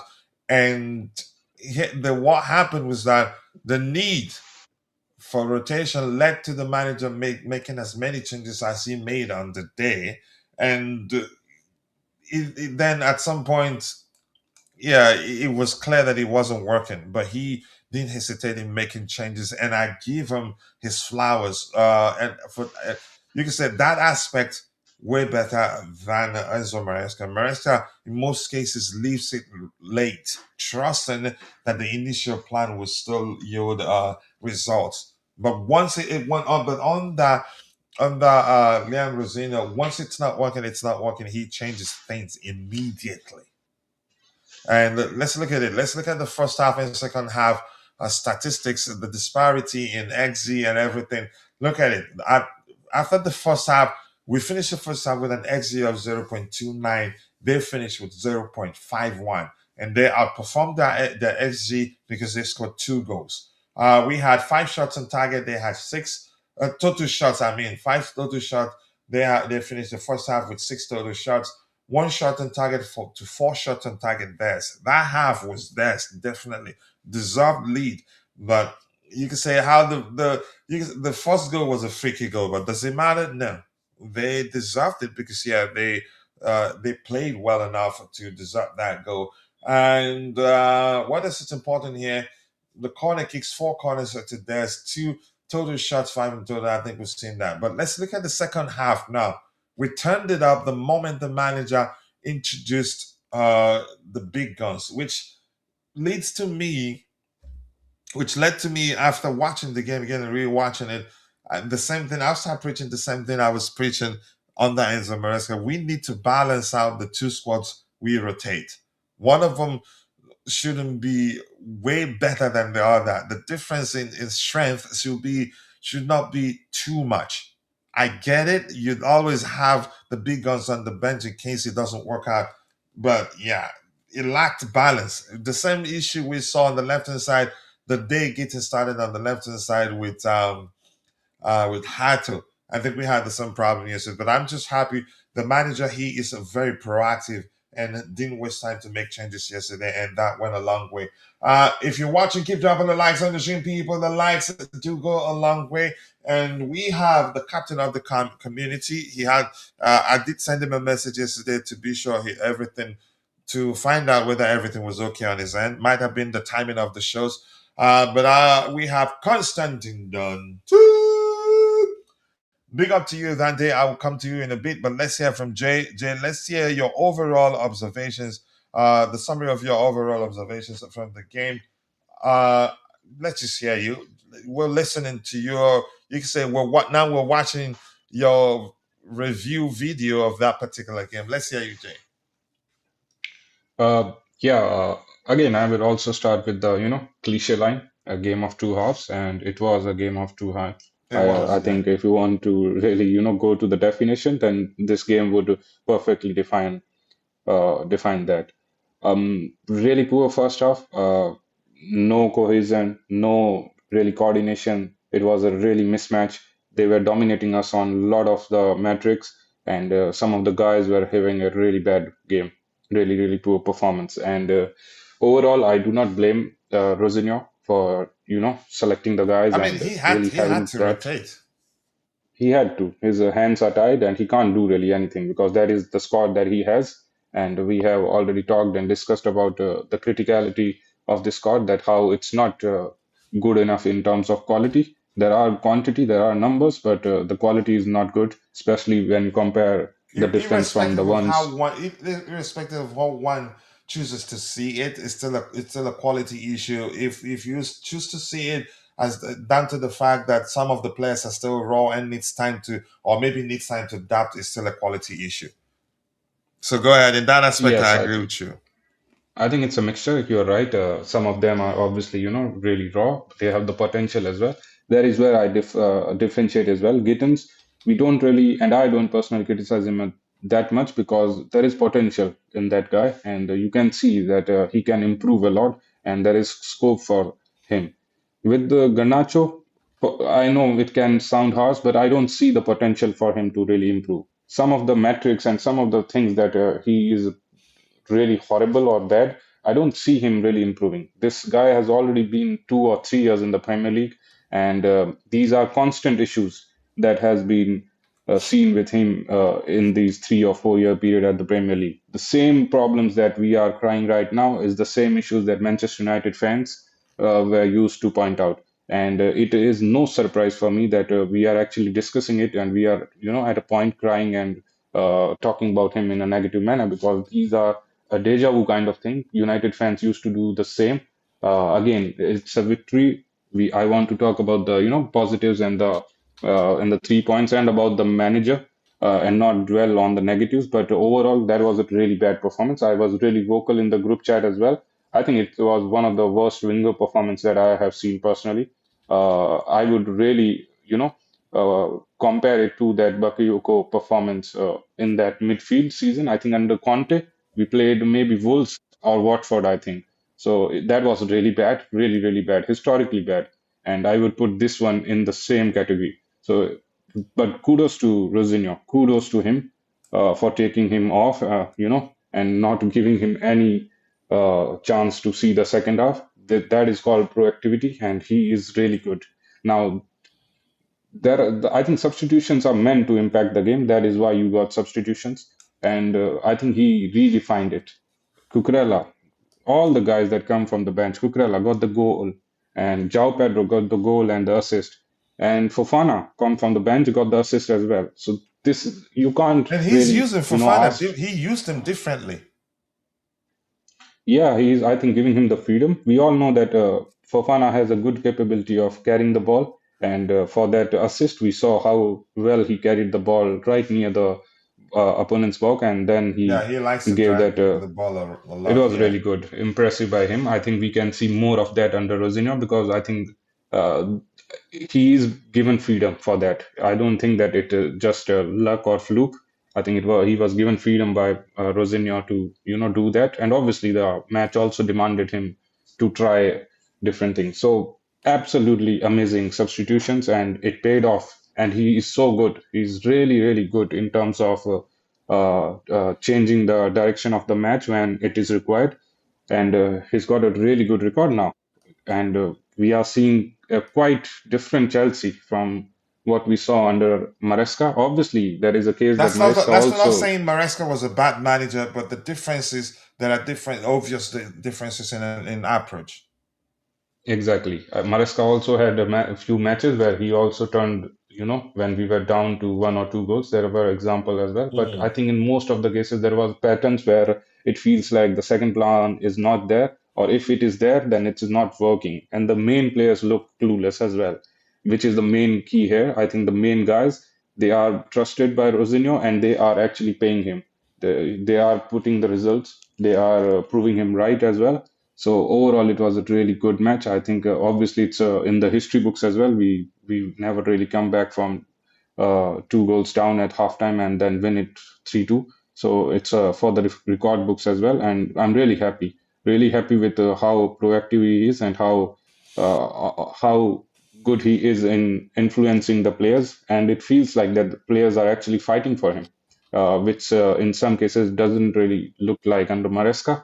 And yeah, overall, a really fantastic result. I'm really impressed by him. But again, there is a bit worry as well because now there has been a few cases where, yes, all the limbs and this excitement, it feels good when you are winning in this manner, but it's not sustainable. I just want to add, you can't really, I mean, it be was doing not this. like he on papers had to, you could say, select those players so that we go behind and come back. So it's, for for the vibe's sake. I don't, that's not the case. I'm just saying. But go ahead. Yeah, obviously, he's not really doing deliberately, but yeah, I think the thing is, he needs to learn. I think he's really good at some stuff, but I think he needs to learn a few things of how he's going to start the match because there are a few matches, although we are winning and we are coming on the positive side at the end of the match, but I think he needs to be a bit cautious about how we are really, managing the first half. But other than that, it was a fantastic result, and I'm really happy with him. Really happy with him. I And think, the as Arsenal he game, said, yeah. Go ahead. Sorry, Jay. I think it's another big one. I think the whole period of where he's having this fantastic results, like 6 wins in 7 or 5 in 6. I don't know the exact numbers, but yeah, I think the Arsenal game, now that is a big challenge, really big challenge. If he somehow can manage to get a result and make us win there, I think that will be something that, will bring even the most rigid fans and bring the support for him. I think, and that is why I say that that game is really important. He's done a fantastic job, but I'm just praying that he can do it against Arsenal as well because that would be the icing on the cake. Ooh, if you beat them again on aggregate on that day, it will. Their fans they will shut up for the rest of the season because. Exactly. All right. Marlon use says check. Is that use high? Is that how you pronounce your last name? Says check Pisces tweet. I will in a bit. A big and here.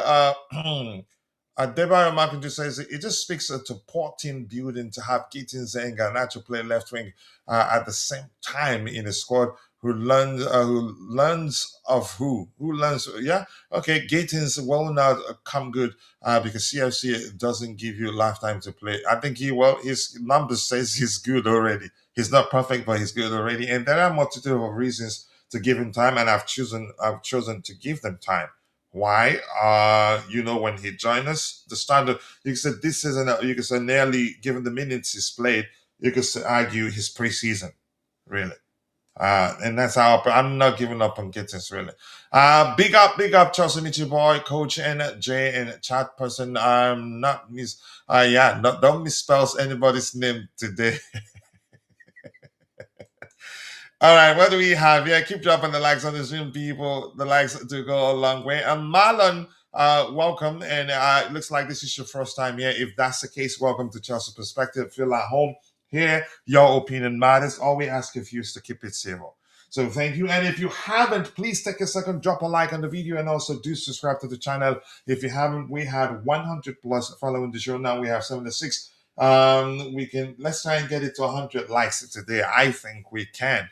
Um, the world ends at 66. Blue is the color. Thank you for joining. I appreciate you to find time to join the conversation. I've read that the left wing player who plays for Fulham is better than our current wingers. He says you cannot keep selecting a poor starting lineup. It's not on papers. You know that. I missed going back and forth with you, bro. You know that he needs to rotate. There's a need for rotation. Otherwise, you'll burn out the starting players, or our best players, because the games are coming in thick and fast. So he's given it a try on 2 occasions, and on those 2 occasions, uh, it didn't work. So I think, and he did say after the Napoli game that he's still learning about more about his players. I think eventually he learned maybe to balance out the 2 11s that he rotates with, and not trust a certain crop of players playing together to help get a result. He says, I don't think he picked the starting 11. What kind of comment is that? I don't want to believe that. I don't believe it because it's absolute odds done. Nobody picks. I don't think he's the sort of manager that you'd pick the 11 for him. No, there are other clubs might sign players and only ask him, "Are you able to work with this player?" He doesn't have to be the one that suggests the club gets the player. He might suggest, but they don't have to get them. Might say, "Okay, you want that profile? How about this particular profile? Will it work for you?" This Listen. If he allows the club to select the 11 for him, he shouldn't be our manager. This is just reminds me of the argument that they asked the manager to play a certain player so that would move them on and make a lot of money from their sales. Then why not do that with Raheem Sterling rather than have him sit around and you could say turn up at Cobham, juggle the ball, run a little bit, and still be earning 310 a week? Why not play him, give him time so that he score a few goals and win man of the match here and there, and then other clubs will come for him and pay us the asking price, and then at least take that off our books. Why not play this as C? Those players. So that's an argument that doesn't fly. It's just that big accounts, because they want clicks, and they make it sound believable, and a lot of our fans will start echoing that. I get it. There are clubs that they do a lot of SHITTY stuff, but part of it isn't selecting the team for the manager. In what world does that work? Really? The medical team shouldn't make lineups. The medical team have every right to tell you what players not to risk playing, or how many minutes certain players should play, not to risk getting them injured again. And I think now I've learned that it wasn't necessarily Maresca that managed Reece James's game time. That as we've always thought that was the case, that led to him being fully fit now, or even Wesley Fofana. It was the medical team. They are the professional. The coach isn't. The manager isn't a doctor. How would the manager feel if the medical team? You can say, how would you think about it? It just doesn't make sense for them to tell him start this player, don't start the other one, just for the sake of it. They are the ones. They have every right to tell you don't do this, don't do the other one. It's like your doctor telling you don't try to lift anything of a certain weight, and your boss says, "Yeah, you have to lift it because we need someone to lift it." I'm not sure what else to tell you. I've read that, and can we talk about? We'll get to that in a bit. First dunk performance. He wasn't that bad. You just did. You just were focused. You were focused on seeing him score a goal. But I get it. That header. You should go look at it again. It was not easy to put away. It wasn't actually, and at least didn't go over the bar. It still hit woodwork and bounced off, and someone has put it back in. Ascot depth is very poor. I think that's another way to stay story based. I agree with you, Coach, for what you said here about what. Be specific. Coachila top wingers usually have this swagger, persona, fight, and aggression about them. Gittins lacks. So I think Gittins, you can say, he's come across lacking fight and aggression, but I think eventually he will get there. Which you can say the fact that he needs to still get to a time where he has that as part of his game, maybe to an extent, simply means we don't have enough depth. So I agree. But he's not a bad player, and I think he will come good. And his numbers aren't that bad anyway. That's why Maresca left Chelsea, because he wasn't happy with constant rotation all the time. Nope, I don't think so. I think he's the one that over rotates sometimes. I hope he does, and I believe he will. end product, end persona, and fight. He's too scared. He's not too scared to set them to take on players, but you're entitled to your opinion. I'm entitled to mine. But that's my rule. Let's bring on the captain of the community, Dante. I hope you're good. It's been a minute. Thank you for joining the conversation. Let's hear you. Let's watch your review video of the game. Let's hear you before I go to Bobby. Your it's a summary of your observations from that game. Yeah, big up, coach. Big up, everyone. Jay, Bobby, and everyone in the chat. Big up to you. Too. Yeah, obviously a great win, great comeback. So very happy for that. The first half, obviously, we didn't play very well at all. So the rotation was needed. Yeah, 100% the rotation was needed. We're playing a game every 2 to 3 days. So yes, you need that rotation for some of the players. So did he rotate a bit too much on some of the players? Maybe a couple, didn't need to do a couple, but he took that risk. And as long as you're winning in the end, that doesn't matter. So he took that risk and he made a couple more rotations. But yeah, look, it didn't work out too well in the first half. But I did know we will probably come back in that second half because I know how good we are in that second half, usually, especially for games like that. We did it under Maresca as well. We had plenty of games like that. That second half we came out and we were way better. So I was expecting a much better performance in that second half. And I knew Rosenior will tweak a few things, and he did exactly that. He made some substitutions, which was good to see. And I see a lot of people saying, oh, he's done that. Maresca would never have done that. Well, people need to go back and remember that Maresca did that quite a lot, especially when he first came in.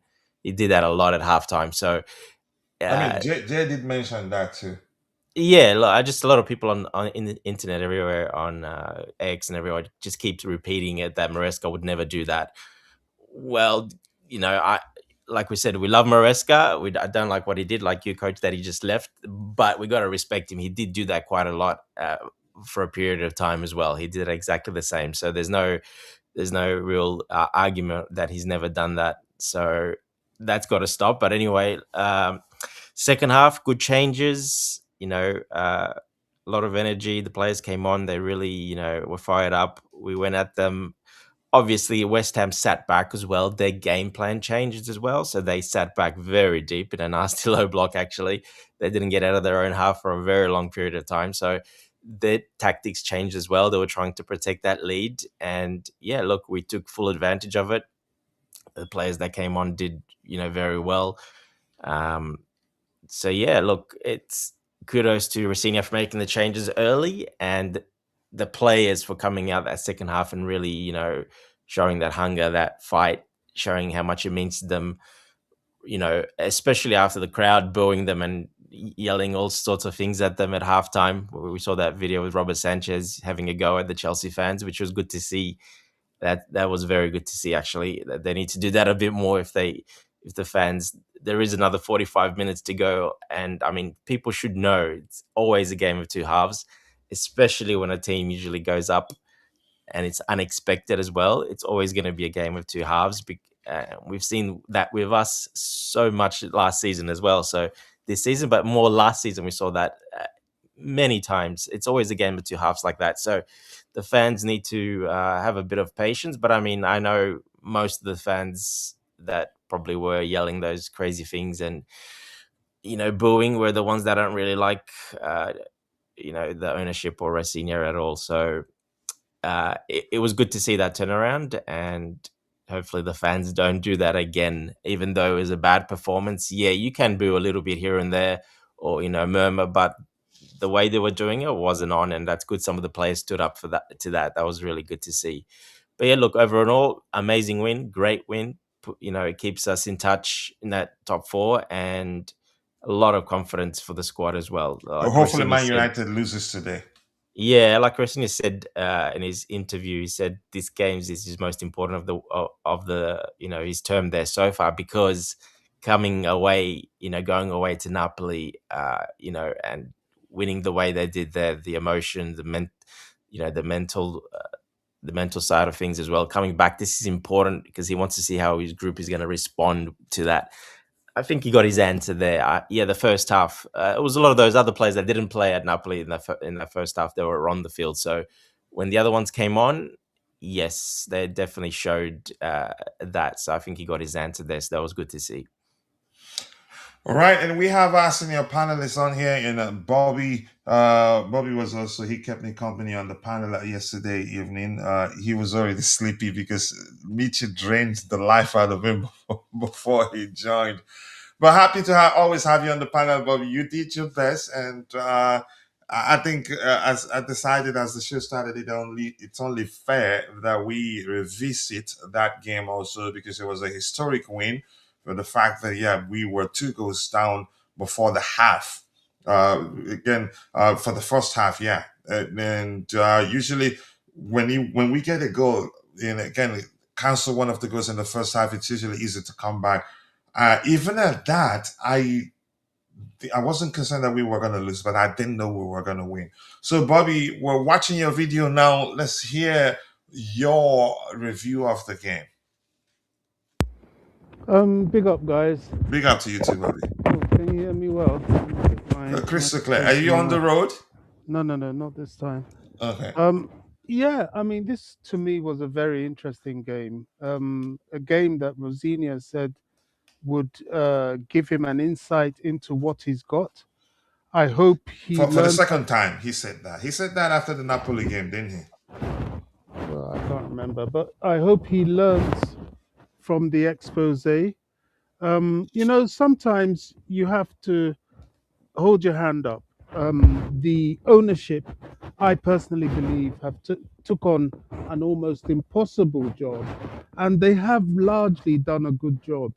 But along the way, they've made some mistakes, and it certainly showed that Chelsea's left-hand side is a colossal mistake. There's no depth, there's no strength, there's no physicality, there's no good technicality. The players there are not good enough. That's just the reality. Now, sometimes you have to hold your hand up and say, look, we've got to get these guys out and start again.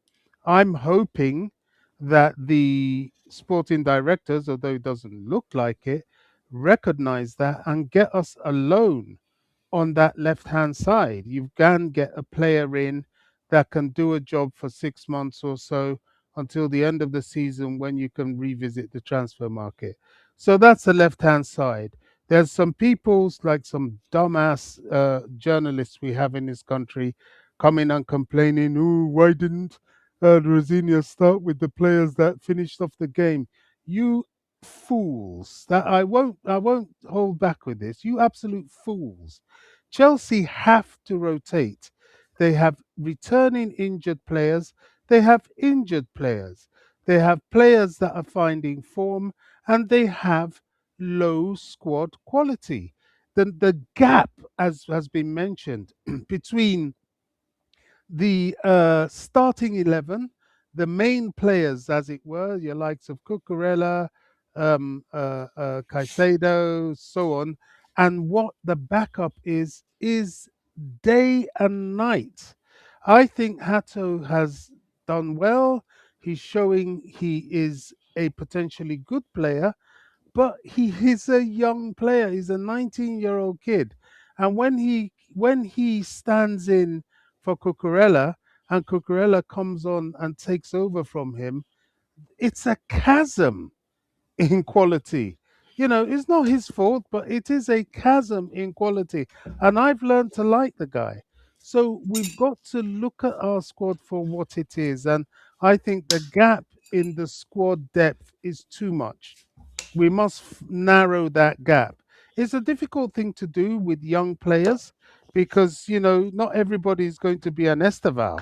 Esteval is one of the young players that comes off the bench and he makes us even stronger. Now, he wasn't there yesterday. He had to go to Brazil. I hope everything's okay with his family. But, you could see we missed his quality. Another interesting thing, which a lot of people failed to really recognize, was even with our excellent midfield, we have probably amongst the best midfielders, I believe, in the world. But in Premier League games, they have deficiencies.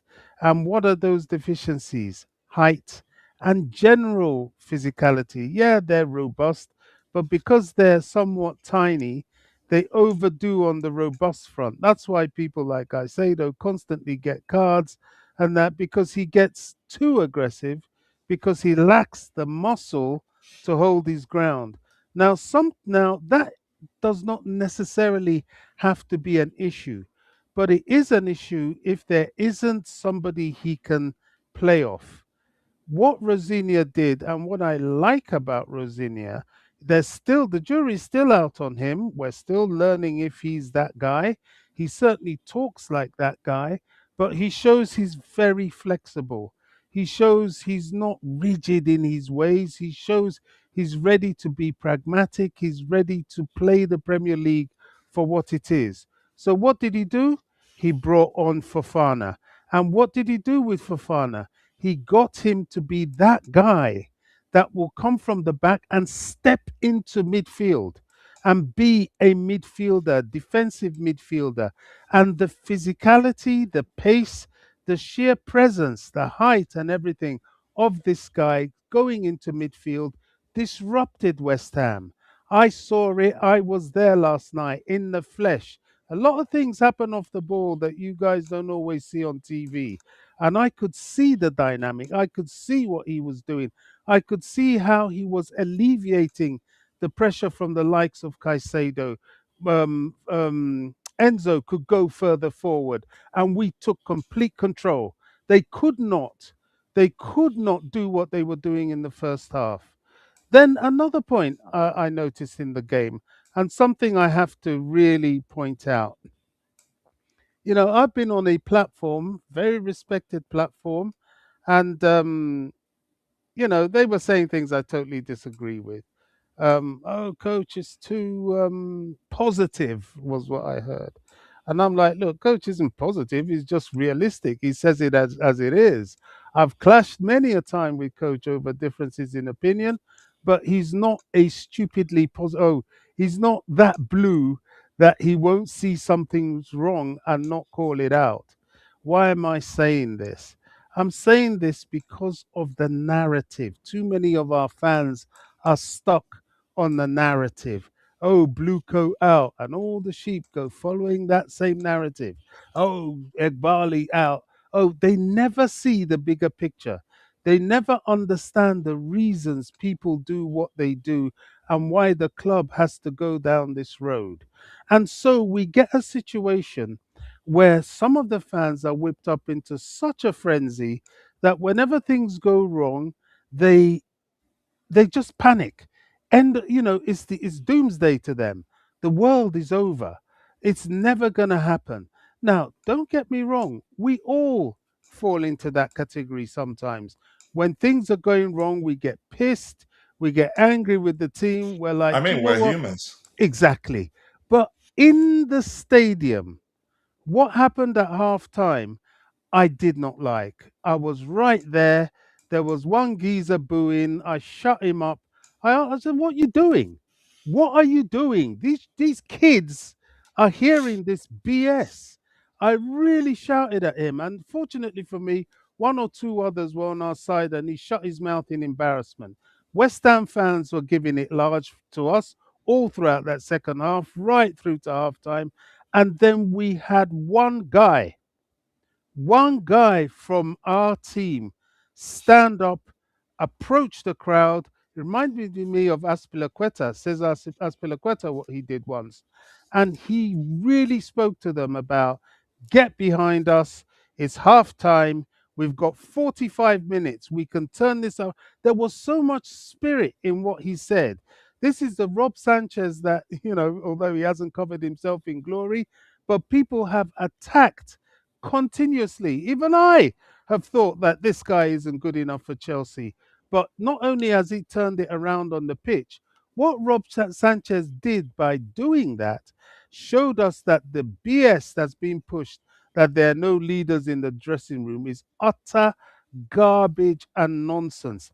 There are enough leaders in that Chelsea dressing room, and they showed it. And another thing that I'll give kudos to to Rosenior for is, and now I'm not what's his name, a Maresca hater. I appreciate what he did for our club, but he's very stubborn. He just wouldn't change his ways. It is his way or the highway or no way. The only time I saw him being flexible was against PSG in the World Club Cup final, and he was extremely successful doing that.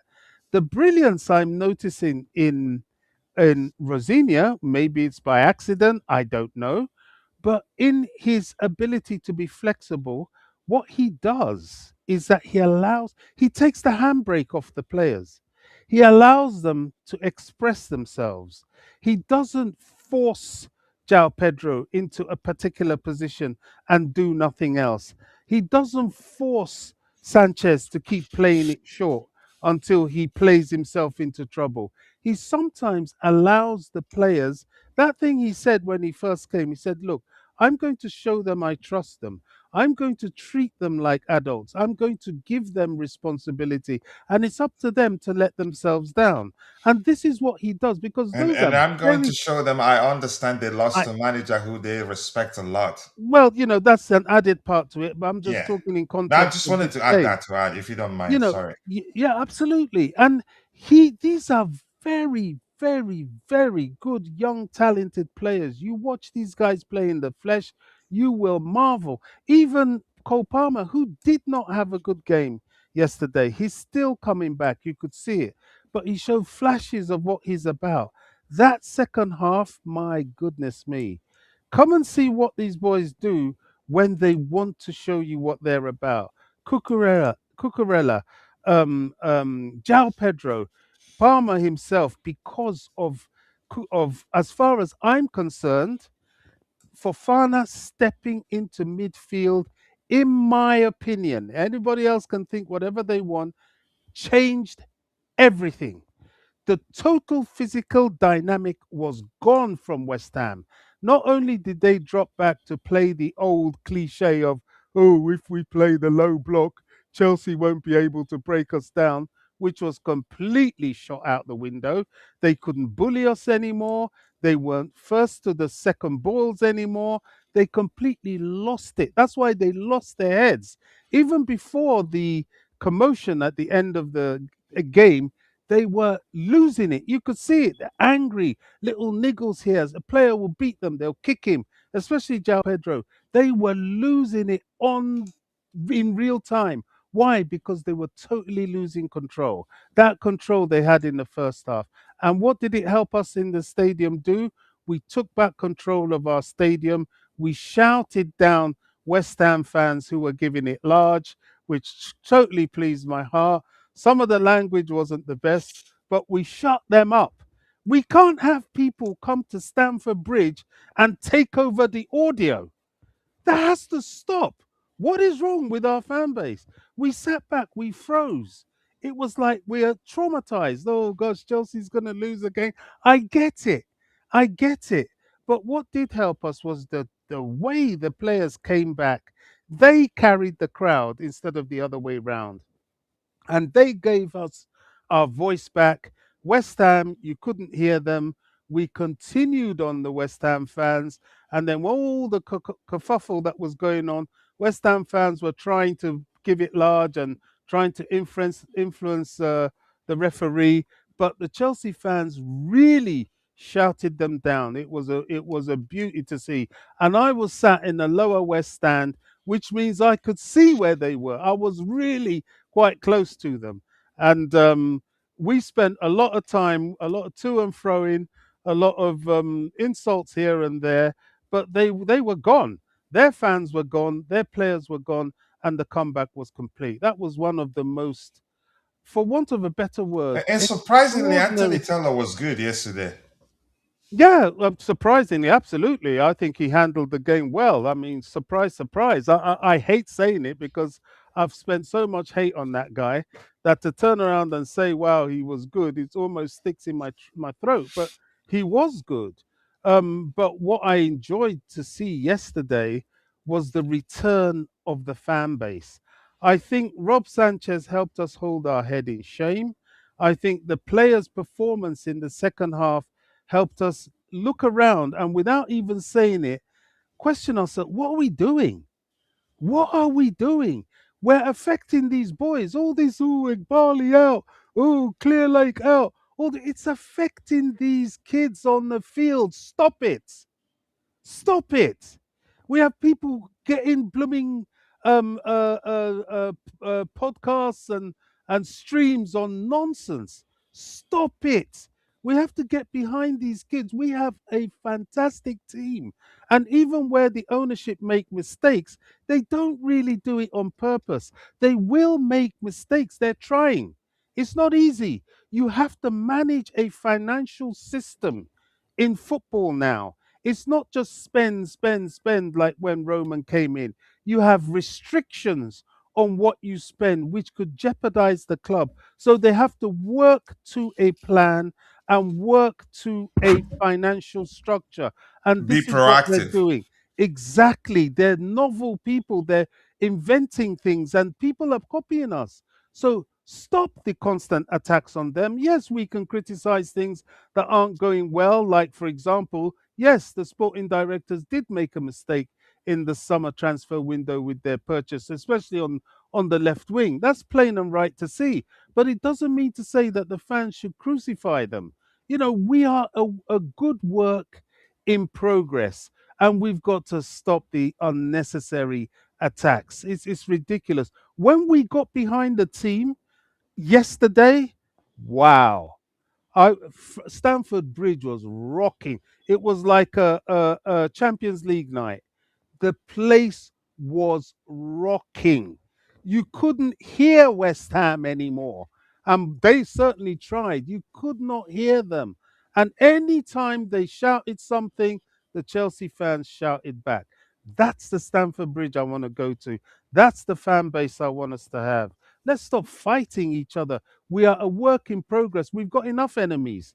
Why must we be enemies to ourselves? I think yesterday we got to give ourselves a pat on the back. That was an amazing game. It really It was. was. I mean, it was a game of two halves. I mean, it's not sustainable. But again, we have to remember it wasn't. The manager didn't just select the 11 that started the game on papers. He had to rotate, but he And was prepared to make changes if the starting 11 uh, don't play well, and he did good. make changes. Yeah. One last thing, because I joined you on your stream and Mitchy Boy when I got back from the bridge, cold, Hmm. tired, and I was so full of adrenaline. That's what kept me up last night, because your stream was well late for me. But It was. Yeah. the adrenaline of the day was amazing. To hear the fans singing for once on a league game. I enjoyed it, and what I really liked the most was the volume got turned up from that first goal from João Pedro. I think when that happened, the belief came. So we've got to learn from this. We can't just give up when we're down. When we're down, that's when our voice has to be up. We can do what we like after the game. Everybody gets hurt, but at least in the stadium during the We have to game, be the 12th man. absolutely, absolutely. Yeah, and I think it's important when we get time here. I'm paying attention, by the way, to the Manchester United game. If it's still 20, they're in the 29th minute, and Fulham has a better XG of 0.24, United 0.12. Fulham 3 shots, United 2 shots, Fulham 1 shot on target, United 2 on target. But that's fine. I'm going to give the microphone back to those in the chat, and I have a question for Dante with regards to a certain centre back that we're hearing that we did put in an unwritten bid for, whether to believe that or not. And Rory Jennings praising Rosenior. A lot of Chelsea fans don't believe that. They're cooking him for that. I think we should look at that in a bit. So I'm going to go back to the presentation window while I read the comments from the fans here. And Wally Water says you cannot blame Hato when he had to play, with Garnacho. Garnacho didn't help. I think he tracked his man, and then halfway he relents. So, and I've said this, I'm not going to defend him. I get it. For me, from what I've seen, I think it's a confidence thing at the moment. Just like what's his name? Just like Gary Neville said. And Gary Neville is happy that he's not doing well actually because he wants to cook, and he literally did say that. What is No, VAR no, check? I hope coach, United doesn't get a penalty. coach, we've got to stop buying United rejects. You know, there's a reason they have issues with some of these players. I don't know. You've got to Mhm. go to the bridge and watch this guy. You'll be pissed. It is so bad. It's so bad, coach. It is so bad. He can't beat his man. He gets beaten. He gets beaten up. He can't defend. And He now can't let me say pass. this, Bobby. I don't know him as an excellent dribbler. I'd start him against teams where there are spaces for him to exploit. I think in that aspect, in that sense, he's similar to Timo Werner. Does Well, he well has when to there are come off spaces the for him to bench exploit then. because he has pace and all. He can actually look at. He's not a bad player overall, but I wouldn't start him in games where he need to beat his man to get a chance to, or you could say to put it No. across or something like that. I hope United didn't get a penalty here. Oh my goodness, of course. I hope that's not the case because VAR, okay, VAR checked and I think they've given them a penalty. But yeah, of course, yeah. Well, they Story of got the to day. score it Uh, first. Sorry? I said they got to score it first, so don't give up yet. I'm not giving up. But big up to you too, Wally Waldo. Nice to see you, to have you here. I appreciate you. Kante was a box to box. Caicedo, previous games. Okay, too deep. Let's see. That's in the back. And Ganacho is just, oh, language. Otherwise, I'm not going to read it. All right. Cannot track back, doesn't track back at all. And I don't like that aspect of his game. Bobby's standing up for coach. Yeah, go eat that one, Jay. I was actually there, Wally Waldo. Okay, you were there. Okay. Bobby, every Italian manager like that, though. The only Italian manager who isn't stubborn is Ancelotti. The rest of them, Conte, Maresca, etc., all stubborn. Wow, some comment. I That's like true. If Rosenior Wally to be. Waldo was there, I'll be interested to know how he felt. That second half from the fans was incredible. We've got to learn from this because this is what we can do. That is what we're about, not the nonsense in the first half. And the game was crap. The fans were crap. It was all horrible in the first half at the bridge last night. But second half, my goodness, if he was there, he will know what I'm talking about. Yeah. I like Rosenior. He isn't stubborn. I like him a lot. Maresca doesn't force the lab to score goals. Do nothing. Ebro says, I think yesterday we saw the kids grow strong. Yeah, I agree. That win, as Bobby would say, will do them a world of good. And Rosinia is not fixated on Reece James midfield. I think eventually, if we don't have a players available, he'd do that, knowing that he's able to fulfill the role. It wasn't done on papers; it was done out of necessity at the time. João Pedro playing behind the lap looked good as well. Both can play together. That's the thing. They're not necessarily competing with each other because their profile differs. The only way for Chelsea to break down a low block is spam the crosses and then usually have tons of our players inside that box, and it worked yesterday. I'm going to scroll to the very bottom and then I'll try to get your subsequent contributions in the chat. But Dante, this kid here, where is it? Before anything else, I want us to read here. Then we'll talk about Jennings in a bit. And that's an update on Jeremy Jacquet. This kid here this says Chelsea made an unwritten offer of 30 million euros for Nantes defender Tylel Tati. FC Nantes rejected this initial approach. And I'm not sure whether to believe that or not, but I want to know, do you know the kid? Yeah, I do know him. Actually, surprised that we went for him. Look, he's a left-footed centre back, so he's very left-footed. Actually, mostly left foot. He plays quite a lot. So yeah, look, he's a very good young player. Is it what we need now? Probably not. So that's why I'm surprised. They're bidding for him. If it's true, that is, we don't know if that's true or not. But yeah, look, he's a very good. He's got speed, not quite that physical. He's not quite that. He's still very young, 19, I think. So, but yeah, very, very another one for the future. Obviously, very good young player. He's one of those defenders as a left defender, left-footed defender, left centre back, left CCB as well. He's in top 5. He's one of those top 5 of most scouts. Especially in France, he's right up there with Jacquet. Jacquet just obviously playing for a better team as well. More better players around him, and has played for much longer, obviously, and in the setup for France in the youth level as well. So this guy's probably not too far behind him, but yeah, I can understand the Jacquet. But he's not quite ready for that big step, unless it's something maybe for Strasbourg.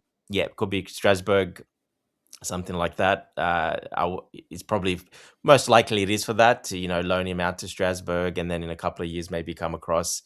But right now, no, not quite right now, no.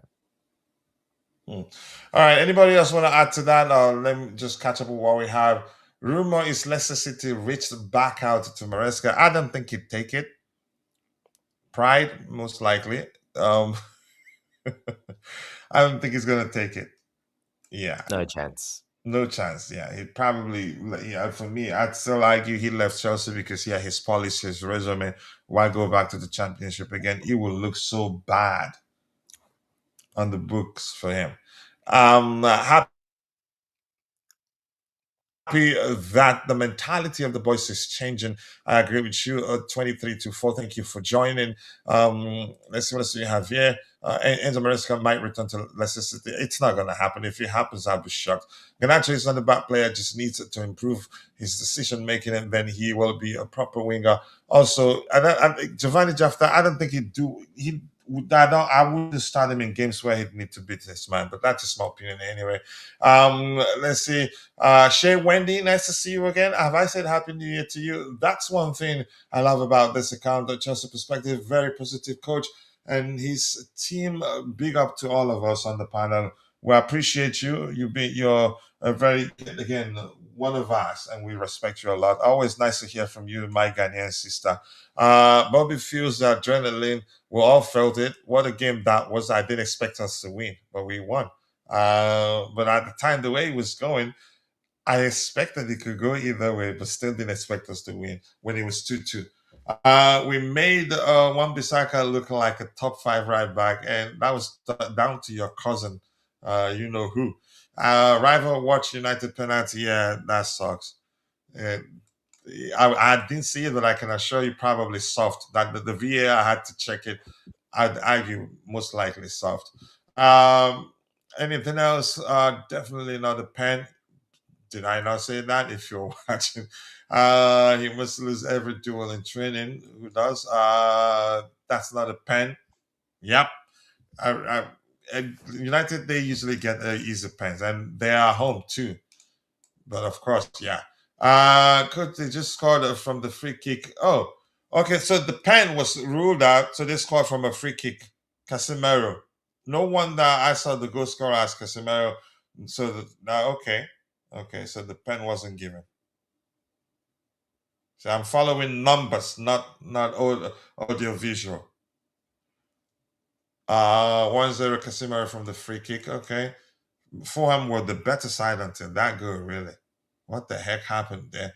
1-0 Manchester United. A stadium was bouncing, shaking when we won.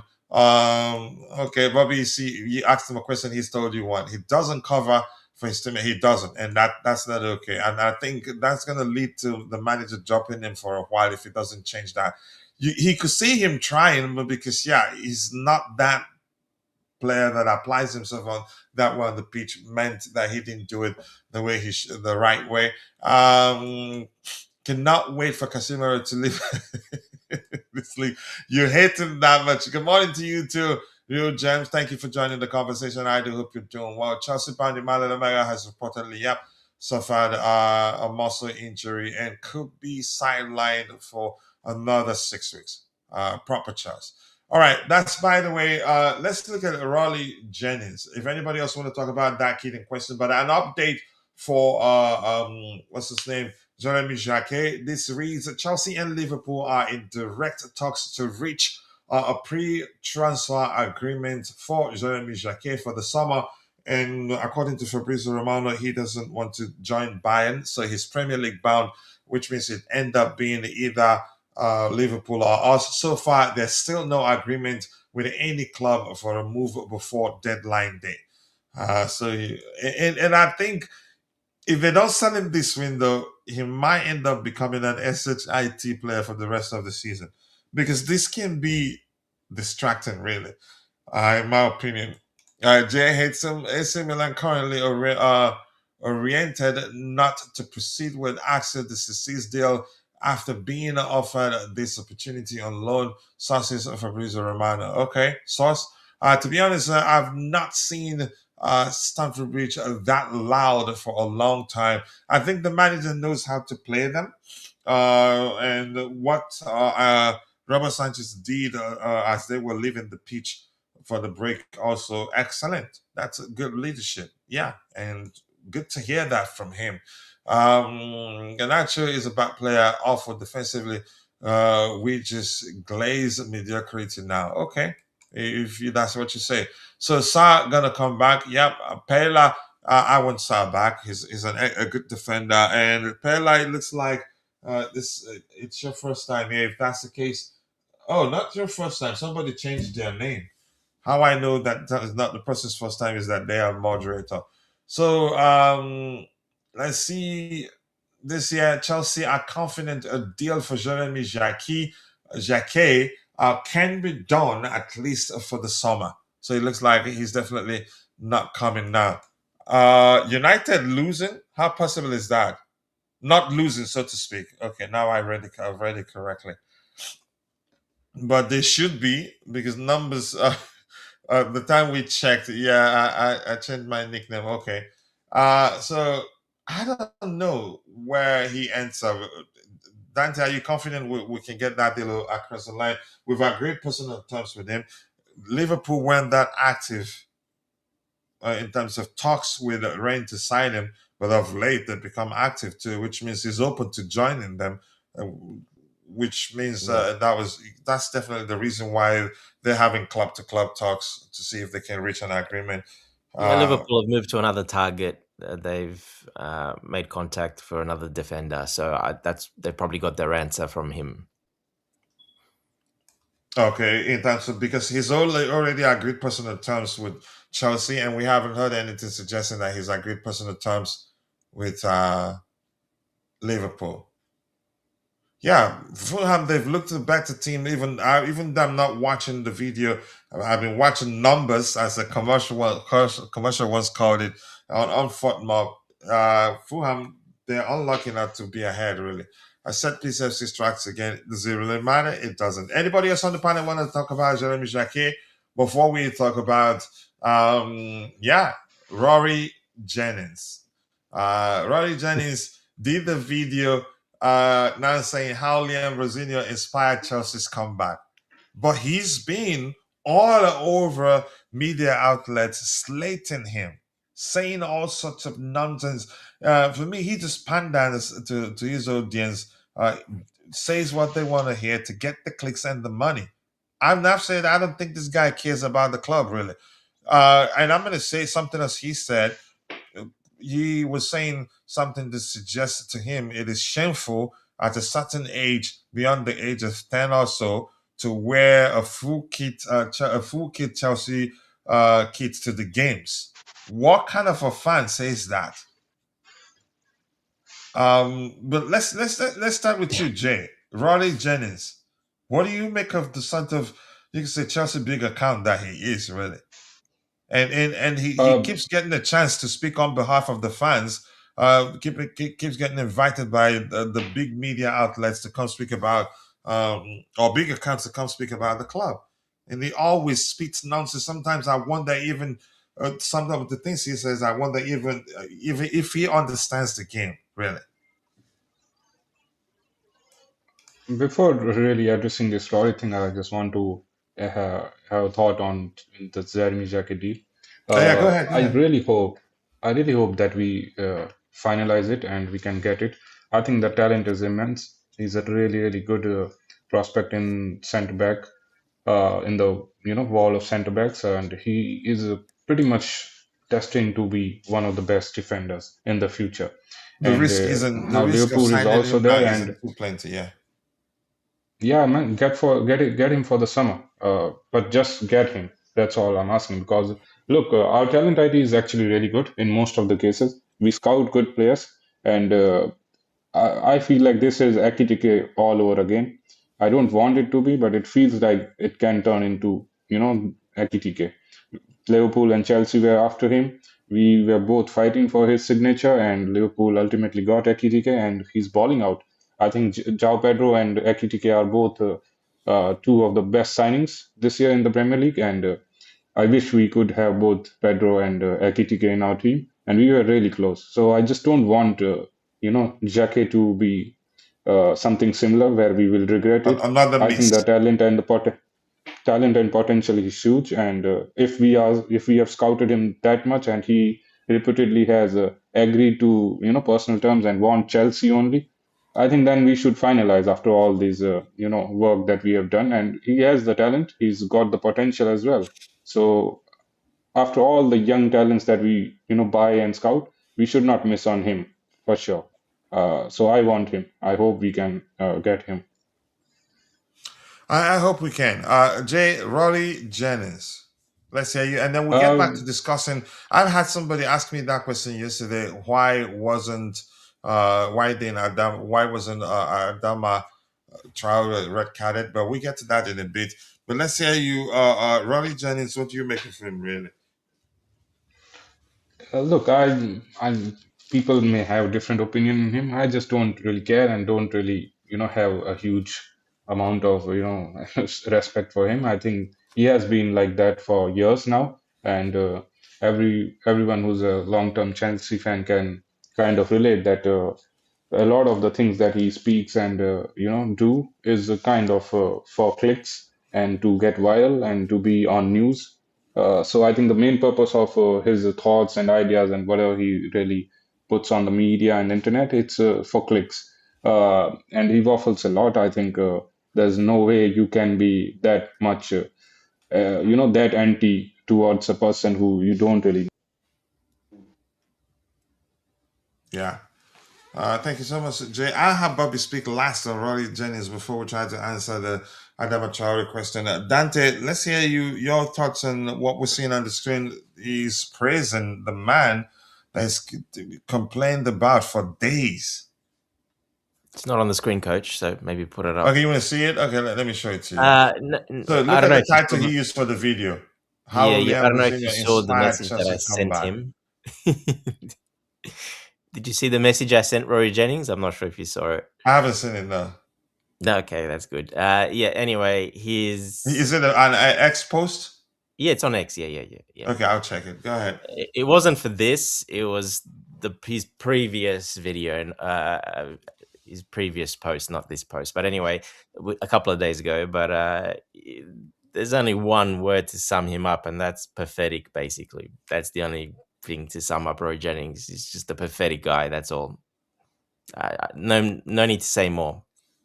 Do you really think he understands the game? I don't think so.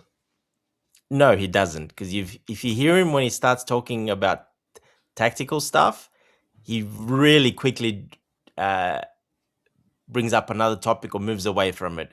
That's because he doesn't know much about tactic or anything like that, about actual football related. He knows everything else, but once he gets into tactics, he moves away from that question very quickly. He runs away. So yeah, look, he's just a pathetic guy that unfortunately has a platform, probably through connections, and the big news outlets and programs get him on because he talks rubbish about Chelsea and they love it. That's why, because they Okay, that's why they call him back. the ones that do call him back, it's always the ones that really are against Chelsea and hate Chelsea and spew nonsense about Chelsea. So they call him on He's the perfect candidate, and if you want something like that, you call Rory Jennings. He's the perfect candidate for that. But yeah, he's pretty much pathetic and a bit of a loser. So yeah, I don't. After the message I sent him, I don't pay attention. That's it. It's yeah, he's blocked. I don't follow. I'm not gonna read any of his rubbish anymore. Yeah, thank you so much. I appreciate you. And what else do we have here before I go to Bobby to have him speak about that? Yeah, I'll stay here because I want us to talk about why Adamo Traore wasn't red carded. Bobby, your thoughts on Rory Jennings? You know, guys, I don't watch Rory Jennings. I just hear about him from you guys and, other sources. Look, I don't have time for people that make a living out of, disrespecting and attacking Chelsea at any and every given opportunity. However, if after you've done that, you have the grace to be able to turn a whole 180, or is it 360? No, not 360, 180. I wouldn't use the And word grace with him, Bobby. Sorry. well, I don't know, but as I said, I don't watch the geezer. But if he's turned the 180 to hold his hand up, whether directly or indirectly, and say he's wrong, fine. I don't mind people being wrong. I just mind them being stupidly persistent on being wrong. We can all be wrong. We can give a wrong call about anything. It's sport, it's football, it's highly emotional. And it's important when you see the right thing to call the right thing. So if that's what he's doing, fair enough. I mean, credit to him. I agree. Go ahead.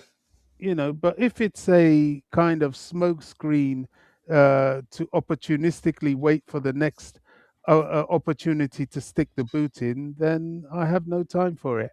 I That's don't where watch the him. issue lies. The moment we lose a game, he's going to be the one to start saying nonsense.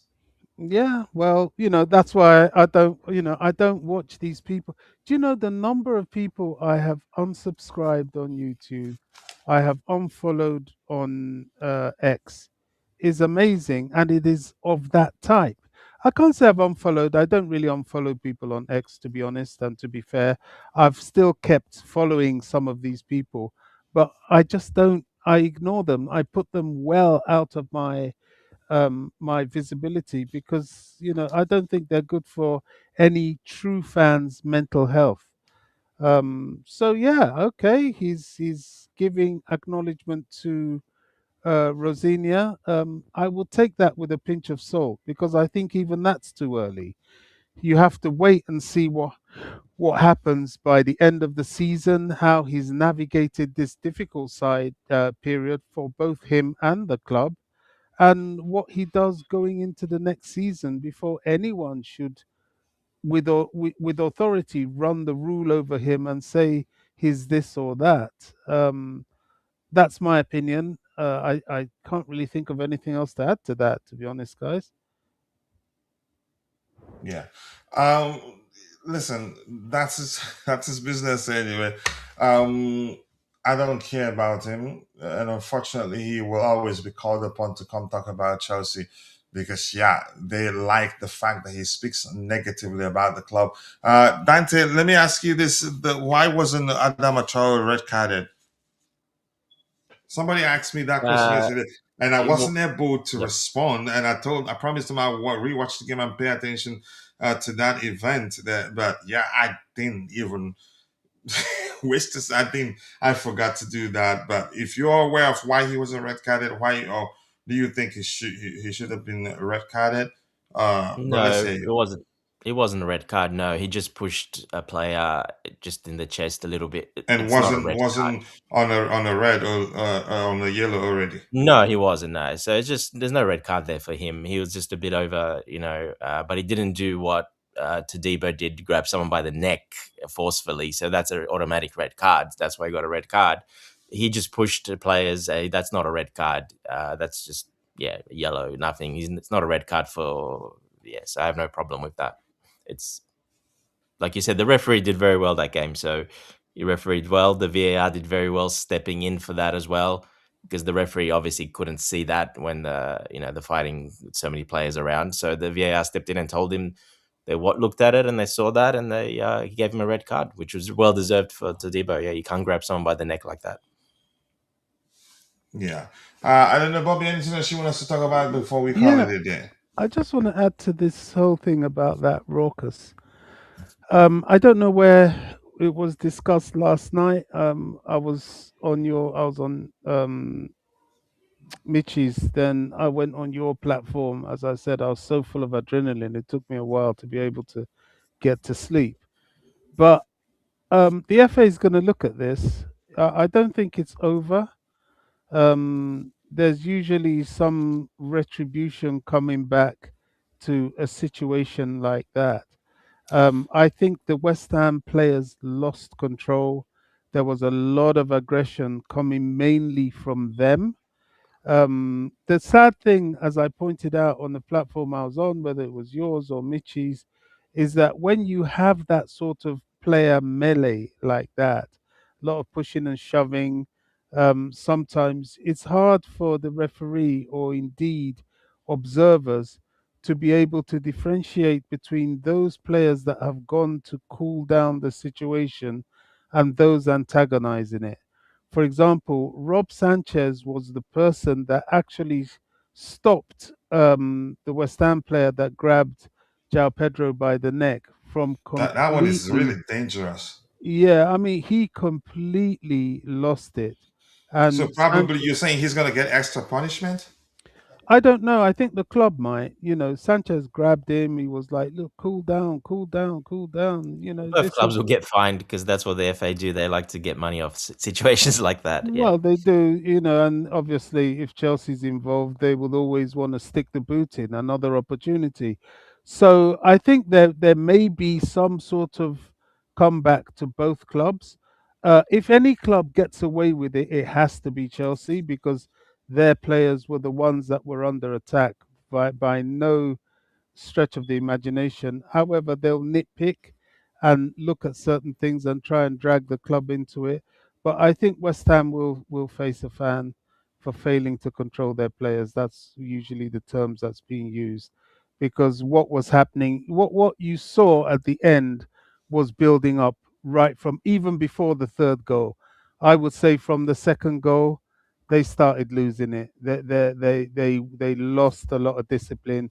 There was a lot of things going on off the ball that was an indicator for that. And that spillover at the end was just a mark of their frustration. So the FA, I think, will look at this and there will be comeback. There has to be. What is it called? Retroactive? What? There's a term for it. You say retroactive review. They'll check on the match report. It depends on what the referee's match report says. Um, yeah, a decision has already been made. There was a red card issued, but sometimes, depending on how seriously the incident is viewed, there would be fines to clubs. And just as Dante said, they're always looking for ways to make money off the clubs. So they'll probably, get a few quid here and there off West Ham and some off Chelsea. Yeah, I agree. Dante, anything else you want us to talk about? No, coach. On that matter, no. All right.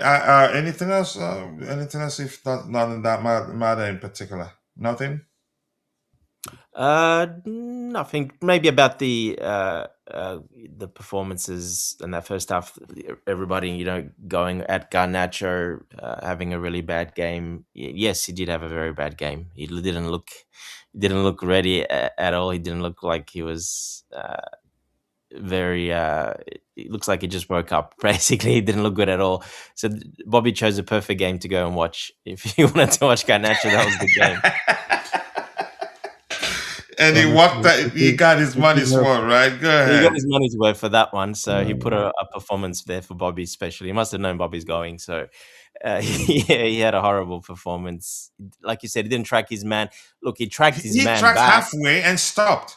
That was and the one that's that what annoyed me. most wingers do. That's what Estevao does. That's what only probably Neto's one that goes all the way back. Usually, Estevao never does.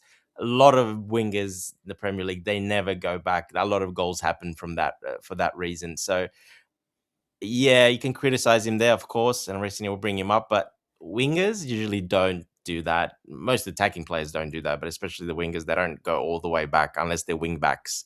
And he's definitely not a wing back. He's a touchline winger, specific for a system like Maresca.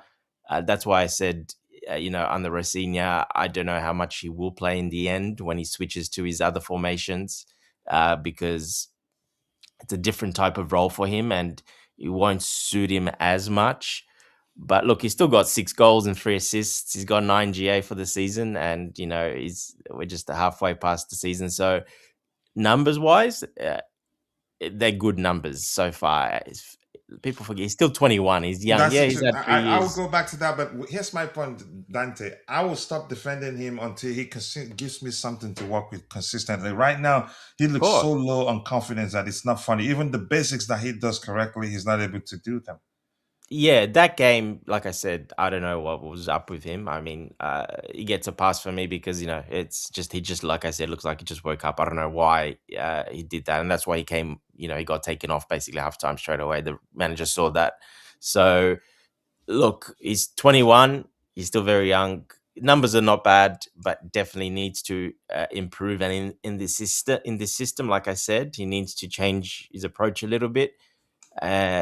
It's not going to work that well in the system. Look, it's worked. We saw him play really well a couple of games where he scored a couple of goals, one touch, shoot, took his man on. And I have seen him he's beaten his man. He scored twice, beating his man. So he can do that.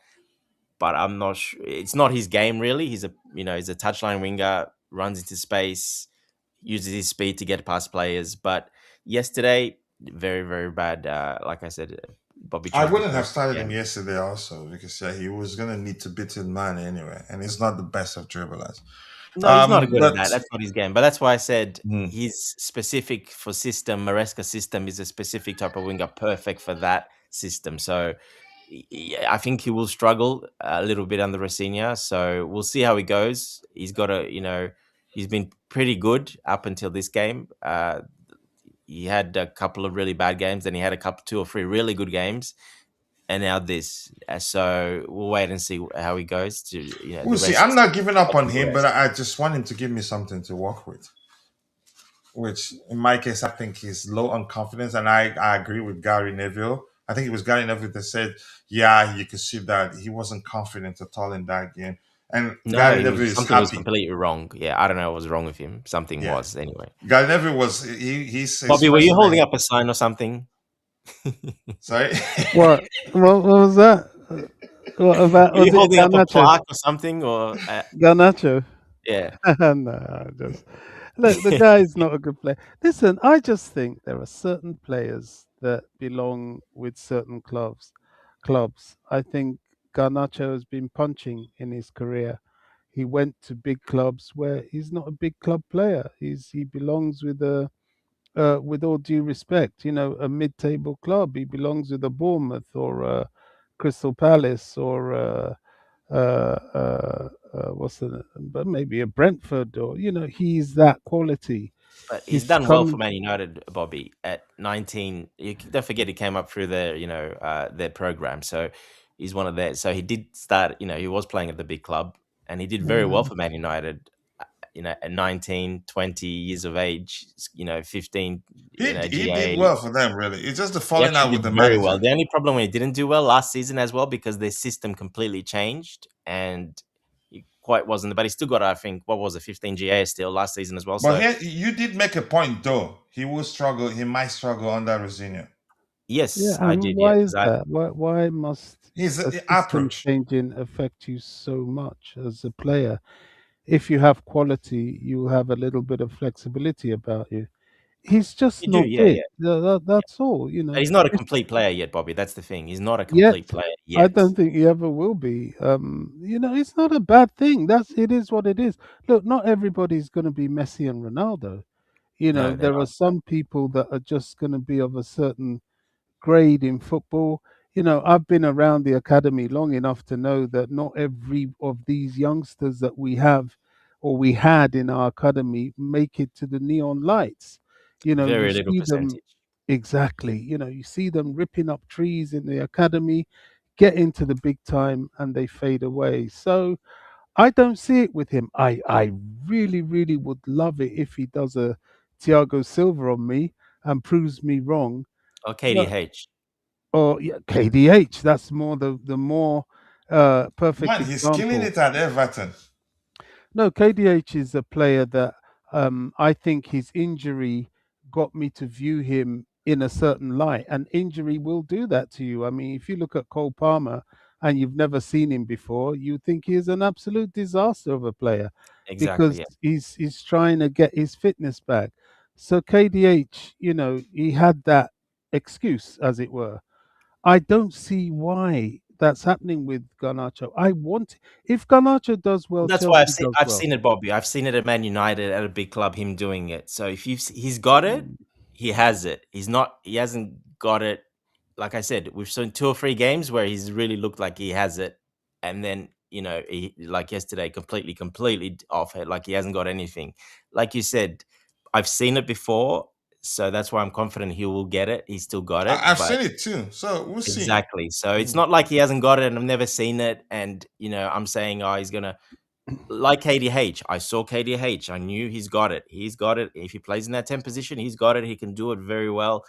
He just wasn't doing it at Chelsea at the start of his career, trying to fit in other players in his position. So I wouldn't be saying it otherwise. So he's definitely done it. Garnacho has done it at Man United, and he's done it very well there, actually. Well, all I'll say in finality about this, my opinion of him is if you're going to be a little player like that, you have to have a heck of a lot about you. I look at the people like Dennis Wise. Dennis Wise was a real little player, but in midfield, he was a lion and he had a lot about him. Gianfranco Zola, his technique, his class, his skill, his You can't resilience, compare that to Garnacho, Bobby, those players. I'm, That's I'm completely different. well, that's the league in which we're dealing Era with. and And different as well. That's a completely different era. Imagine Dennis Wise playing this era. He would never play well, because I guess the he'd be point red I'm carded every game. making, I guess the Go ahead, Bobby. I guess the point I'm making is that Garnacho, because of his deficiency in physicality, which I've seen him in the flesh. I see that's the problem. Yeah, he's I small. see, But what's his the strength, right Bobby? What do you back. think his strength is? I might come to it. The right back was just waiting to eat him up. Every little thing he was beaten to the ball. He couldn't get past him. He couldn't outrun him. His strength is just what um, coach said. To me, he's a player that you bring on 10, 15 minutes to the end of the game. The defense is tired and he can run at them and, get behind them. But starting, nah, no.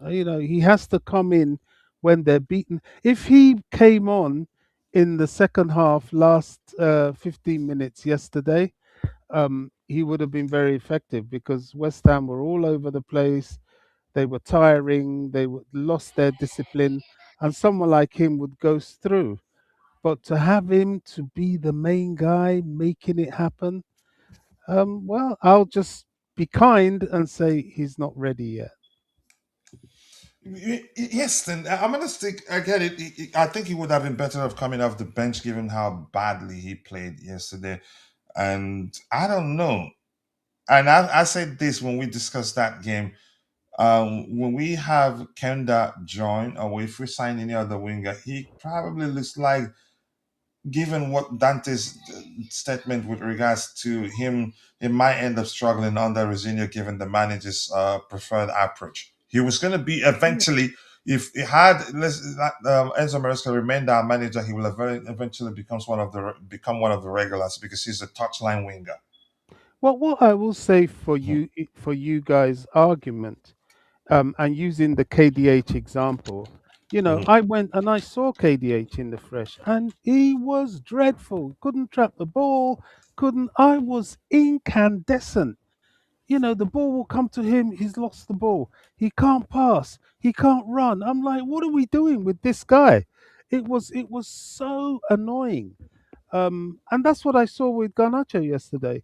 KDH, it ended up that he was carrying injury, he was coming back to fitness post injury. And when he did get his fitness, he became a very important part of the team. You know, especially coming off the bench, he would make a difference. He would score goals. He wasn't the biggest, but there was enough physical strength in him to help with the fight in midfield. So he won my respect. I hope Garnacho can do that, because what I saw yesterday, if any of us had been there in that stadium, you would have been you would have been backing me. It wasn't a good watch on and off the ball. But you know, who knows? I've been wrong before sometimes about players, and I'm happy to be wrong now if he can turn it around. I But mean, the we've got most to wait important to thing is go. for our club to do well. Absolutely, Yeah, absolutely. he's a confidence player too, Garnacho. So if the crowd's not, He can be, yeah, he's a confident chap. I give him that on yeah, his day. But right now, I think he's lacking confidence, but to some extent. I don't Yeah. think it's. I think it's a bit of that, but I just think his head wasn't at all there. He wasn't in the game at all because you He can tell wasn't. He was. sometimes He from these was. players. Dang it! I couldn't defend him yesterday at all. No, there's no defense. Like I said, his head wasn't in the game at all. He wasn't thinking football. He was thinking something else. I don't think he was at the game, to be honest. So, Well, and sometimes the Bobby chose to manager. go watch the game live on And the to be day. and to be fair, you see, especially in the first half, it just got worse. Exactly. The fans weren't ribbing him, but you could hear a sigh when he got the ball. It was Well, that's what I and say. He's a it was confidence player, and when you hear the fans and you can hear yeah, him, if I can hear him through the TV, it's even louder at the game probably. So as soon yeah. as he got the ball or he got a pass towards him, s- Oh, yeah. So that's not good either. That's not good for his type of player because he's a confidence type of player. He feeds off the He needs. crowd He and needs support. he yeah. needs support. Like he's still young, but he's that type of guy. He's a flashy type of guy that he thrives off that type of stuff, and he got that pretty good at Man United because the crowds, they're pretty good there. So, that didn't help him yesterday. But it doesn't matter even if the crowd was good yesterday. Like I said, his game was not there yesterday. His head was not at the game at all. He wasn't. He wasn't. Didn't look Well, it. it was good he came off, and I know it's a long season. I know he'll get another chance, and let's hope and pray he's able to take it. Oh, he will. Well, Gittins is injured out anyway, so yeah. All right. Yeah. Yeah. That gives him a great deal of opportunity to. Yeah. And this brother asked me, "Do you think it's a confidence issue?" I would say yes, and that's my opinion. You have every right to see it differently, just like Adebe Makunji sees it differently. Even says that to please stop. Ganacho is never going to be a top player. Fact. Okay. Just No, you like everyone cannot said tell about us your opinion. Cucurella You and cannot tell all us these your other opinion. It's a players. fact. You cannot. It's your opinion, but we'll find out. Go ahead, Dante, where you're saying I'm something. just saying people said the same thing about Cucurella and KDH and a Yeah, lot of other players. yeah. It's just That's true, please not especially forget he's Cucurella. 21. He, He he's turned again, 21. yeah, exactly. Age is still on his side, irrespective of what you think of him.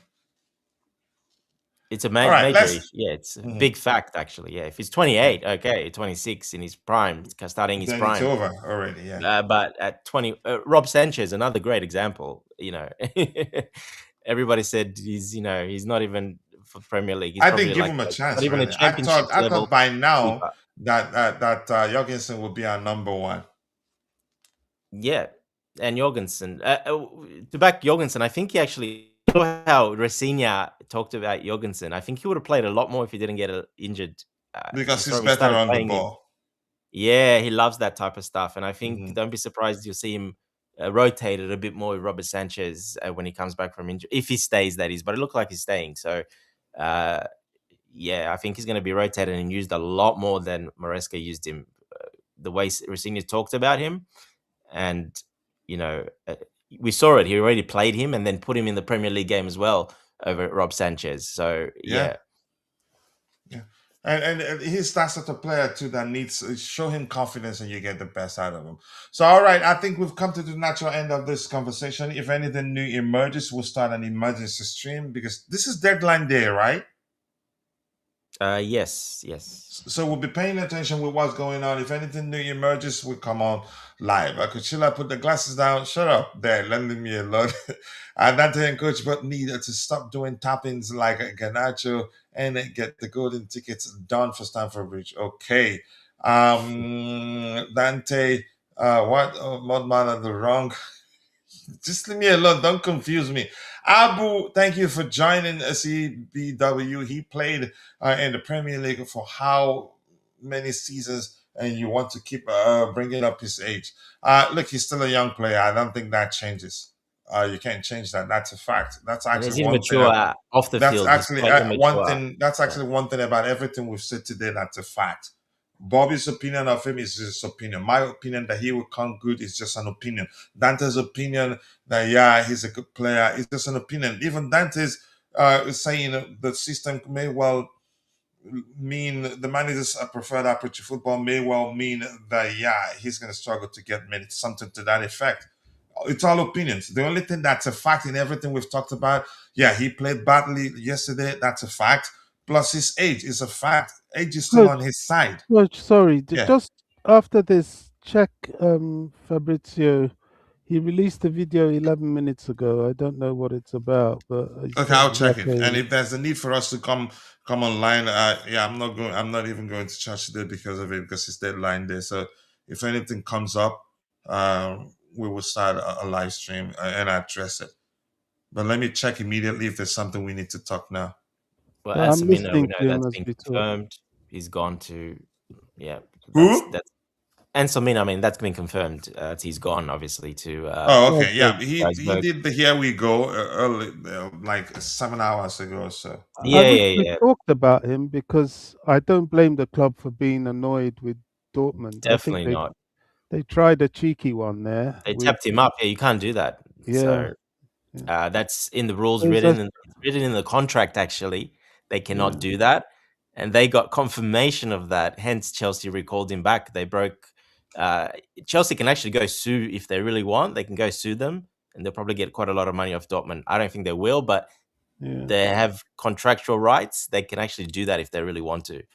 Has Sarr come back to Chelsea? That would be a bit exciting because he's the type of player. He I makes think us he is. better. Yeah, is he coming back? Has that been done? Anyone Yeah, heard? it is pretty much close. Pretty much. Wow, well, that is a good deal. All right, Abu thinks Garnacho played absolutely bad yesterday. I agree. He was. You can say you can define it however you want. And my other brother thinks it's not good enough for Chelsea. Okay, it's all our respective opinion, and I respect that. He says if you don't like it, oh, shut up! And for saying this, I'm going to block you. We don't do that here. Nobody cares about your opinion.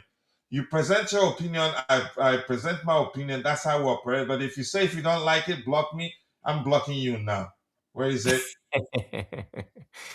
Coach on the offensive. Yeah, we don't do that here.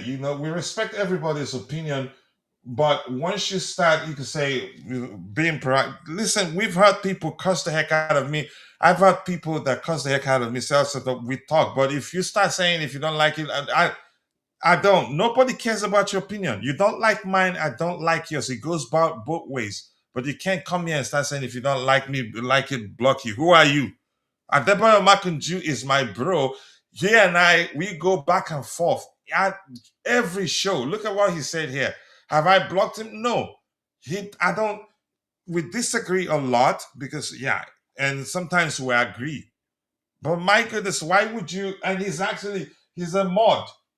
Correct me if I'm wrong, except if that's the wrong account. But you can't come here and telling me if I don't like it, block you. Like, who are you?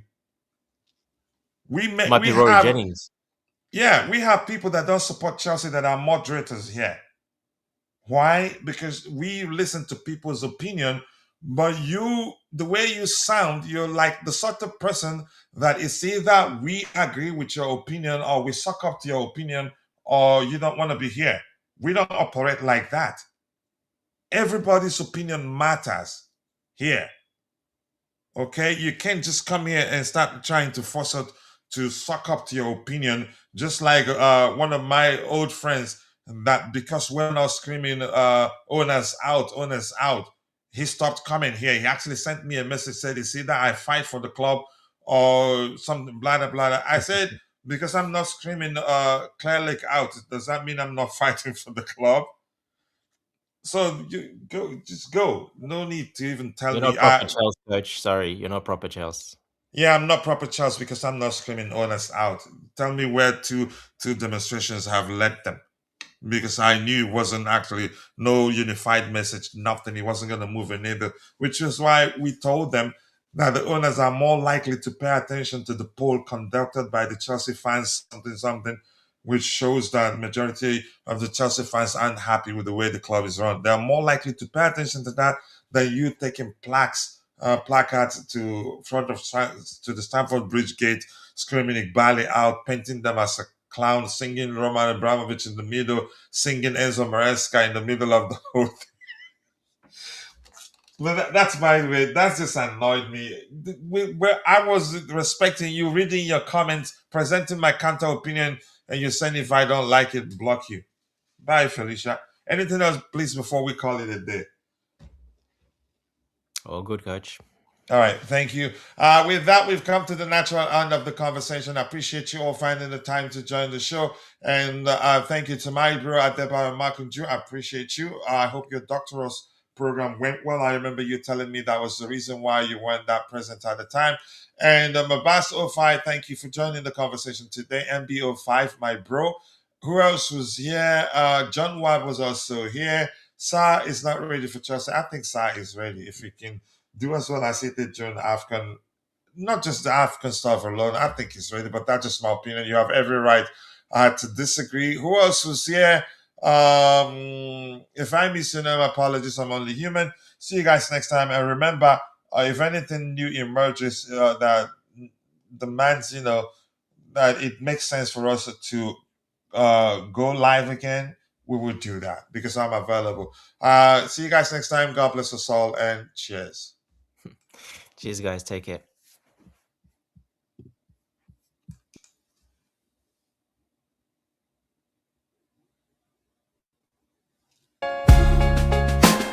Chelsea, the dream keeps us strong. Through every challenge we rise, never wrong. With every goal we fly, hearts on fire.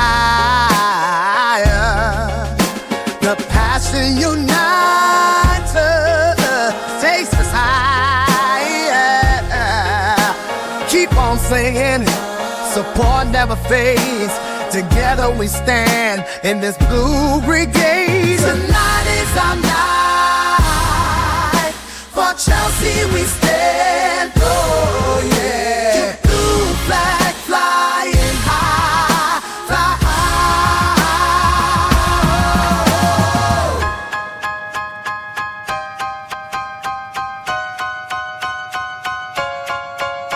From Stamford Bridge, the pride that we share.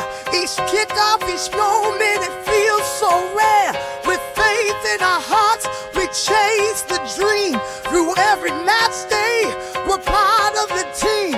The love for our club is a powerful thing. Together we shout, let the victory ring. Tonight is our night. For Chelsea we stand. Oh yeah. Keep blue flag flying high, fly high. We're unstoppable, hear the roar. In blue we trust forevermore. Together we sing hand in hand. For Chelsea forever we'll stand. Tonight is our night. For Chelsea we stand. Oh yeah. Blue flag flying high, fly high.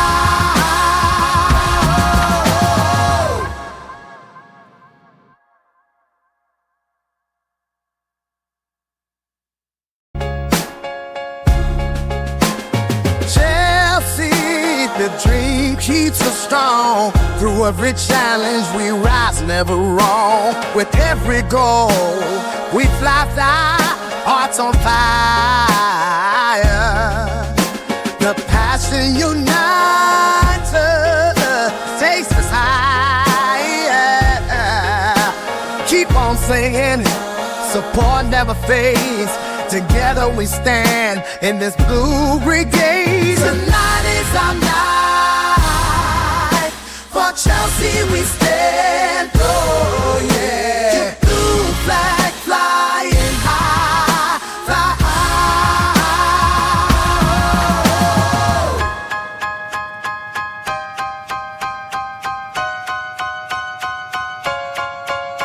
From Stamford Bridge, the pride that we share.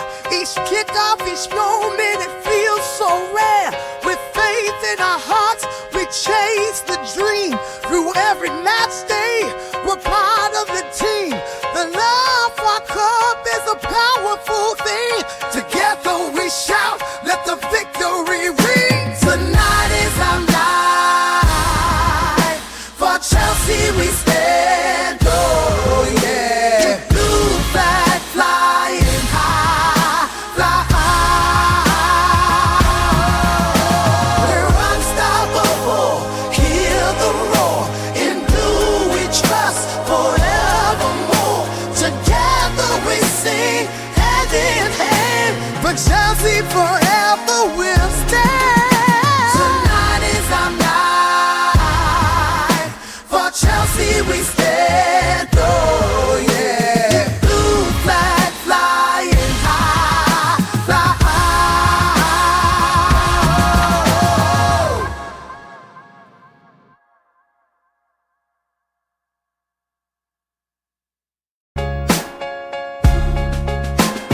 Chelsea, the dream keeps us strong. Through every challenge we rise, never wrong. With every goal we fly, hearts on fire.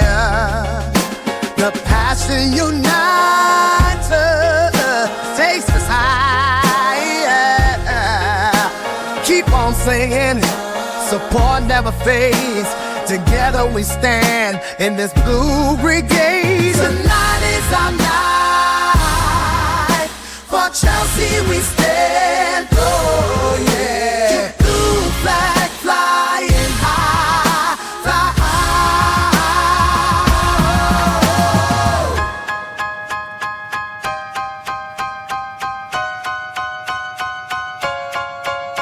From Stamford Bridge, the pride that we share. Each kickoff, each moment, it feels so rare.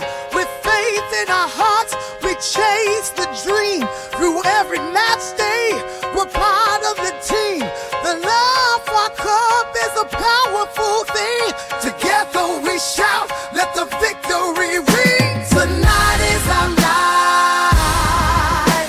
For Chelsea we stand. Oh yeah. Blue flag flying high, fly high. We're unstoppable. Hear the roar. In blue we trust forevermore. Together we sing hand in hand. For Chelsea forever we'll stand. Tonight is our night. For Chelsea we stand. Oh yeah. Blue flag flying high, fly high.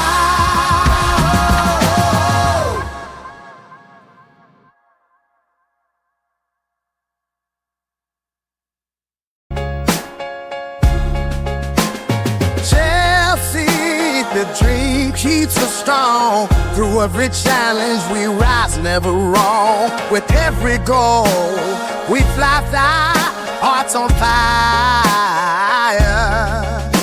The passion unites us, takes us higher. Keep on singing, support never fades. Together we stand in this blue brigade. Tonight is our night.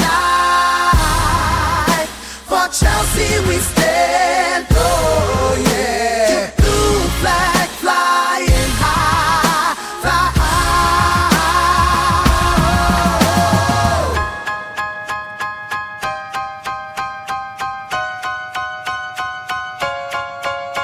From Stamford Bridge, the pride that we share. Each kickoff, each moment, it feels so rare. With faith in our hearts, we chase the dream. Through every match day, we're part of the team. The love for our club is a powerful thing. Together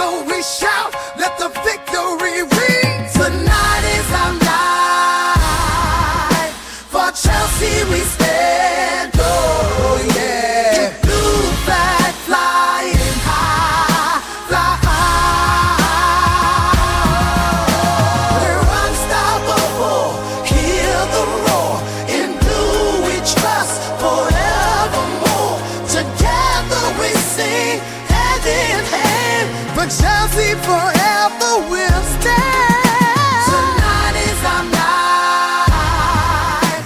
For Chelsea we stand. Oh yeah. Blue flag flying high, fly high.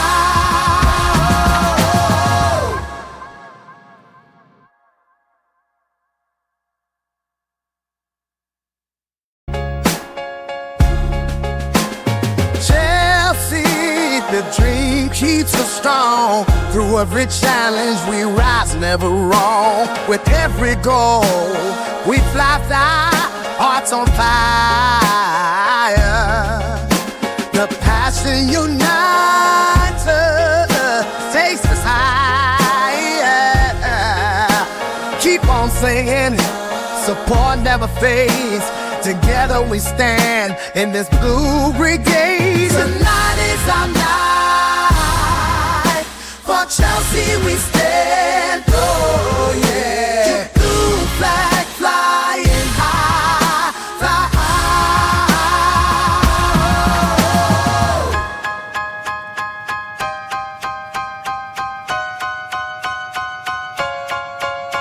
From Stamford Bridge, the pride that we share.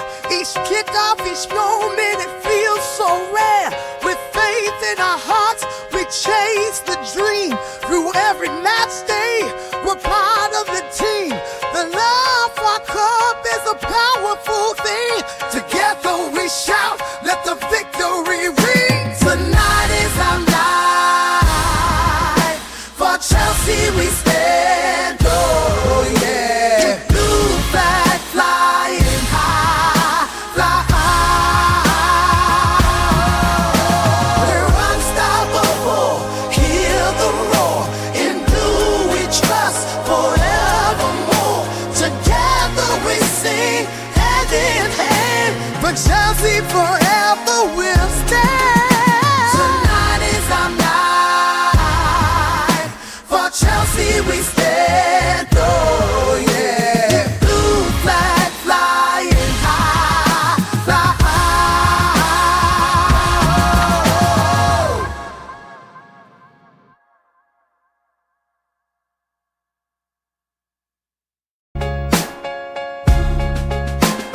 Chelsea, the dream keeps us strong. Through every challenge we rise, never wrong. With every goal we fly, hearts on fire.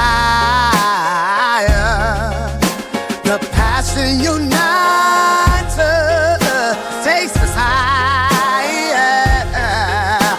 Keep on singing, support never fades. Together we stand in this blue brigade. Tonight is our night.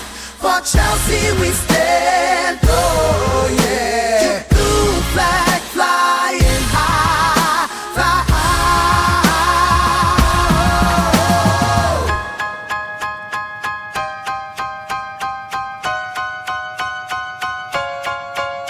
From Stamford Bridge, the pride that we share.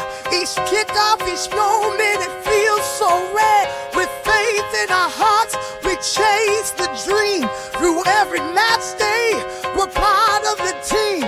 The love for our club is a powerful thing. Together we shout, let the victory ring. Tonight is our night. For Chelsea we stand. Oh yeah. Blue flag flying high, fly high. We're unstoppable, hear the roar. In blue we trust forevermore. Together we sing hand in hand. But Chelsea forever will stand. Tonight is our night. For Chelsea we stand. Oh yeah. Blue flag flying high, fly high.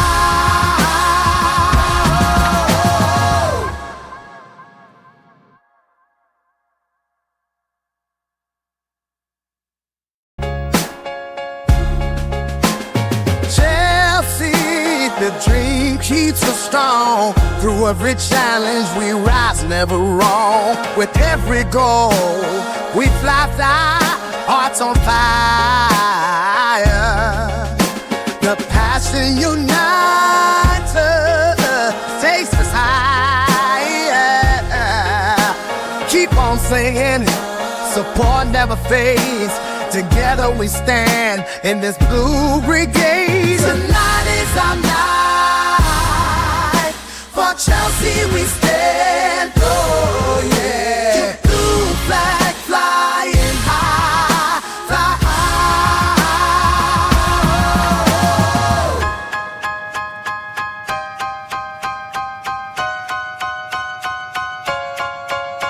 from Stamford Bridge, the pride that we share. Each kickoff, each moment, it feels so rare. With faith in our hearts, we chase the dream. Through every match day, we're part of the team. The love for our club is a powerful thing. Together we shout, let the victory ring. Tonight is our night. For Chelsea we stand. Oh yeah. Blue flag flying high, fly high. We're unstoppable. Hear the roar. In blue we trust forevermore. Together we sing hand in hand. For Chelsea forever we'll stand. Tonight is our night. For Chelsea we stand. Oh yeah. Blue flag flying high, fly high.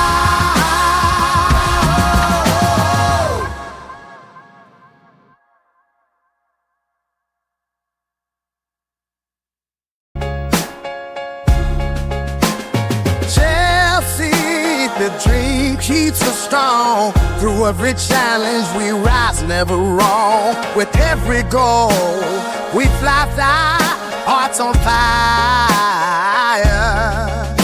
The passion unites us, takes us higher. Keep on singing, support never fades. Together we stand in this blue brigade. Tonight is our night. For Chelsea we stand. Oh yeah. Blue flag flying high, fly high.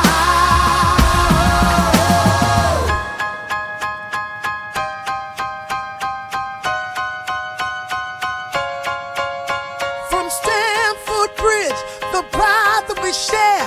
Each kickoff, each moment, it feels so rare. With faith in our hearts, we chase the dream. Through every match day, we're part of the team. The love for our club is a powerful thing. Together we shout, let the victory ring. Tonight is our night. For Chelsea we stand. Oh yeah. Blue flag flying high, fly high. We're unstoppable. Hear the roar.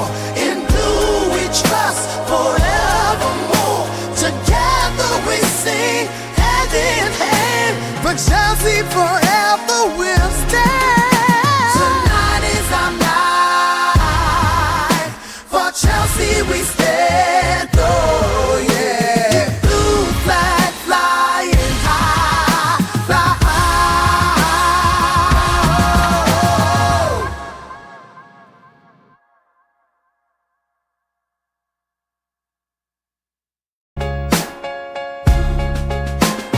Chelsea, the dream keeps us strong. Through every challenge we rise, never wrong. With every goal we fly, hearts on fire. The passion unites us, takes us higher. Keep on singing, support never fades. Together we stand in this blue brigade. Tonight is our night. For Chelsea we stand. Oh yeah. Blue flag flying high, fly high.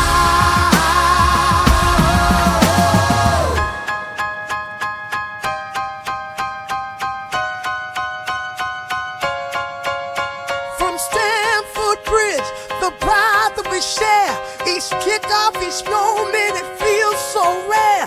With faith in our hearts, we chase the dream. Through every match day, we're part of the team. The love for our club is a powerful thing. Together we shout, let the victory ring. Tonight is our night. For Chelsea we stand, oh yeah. Blue flag flying high, fly high. We're unstoppable, hear the roar. In blue we trust forevermore. Together we sing hand in hand. For Chelsea forever will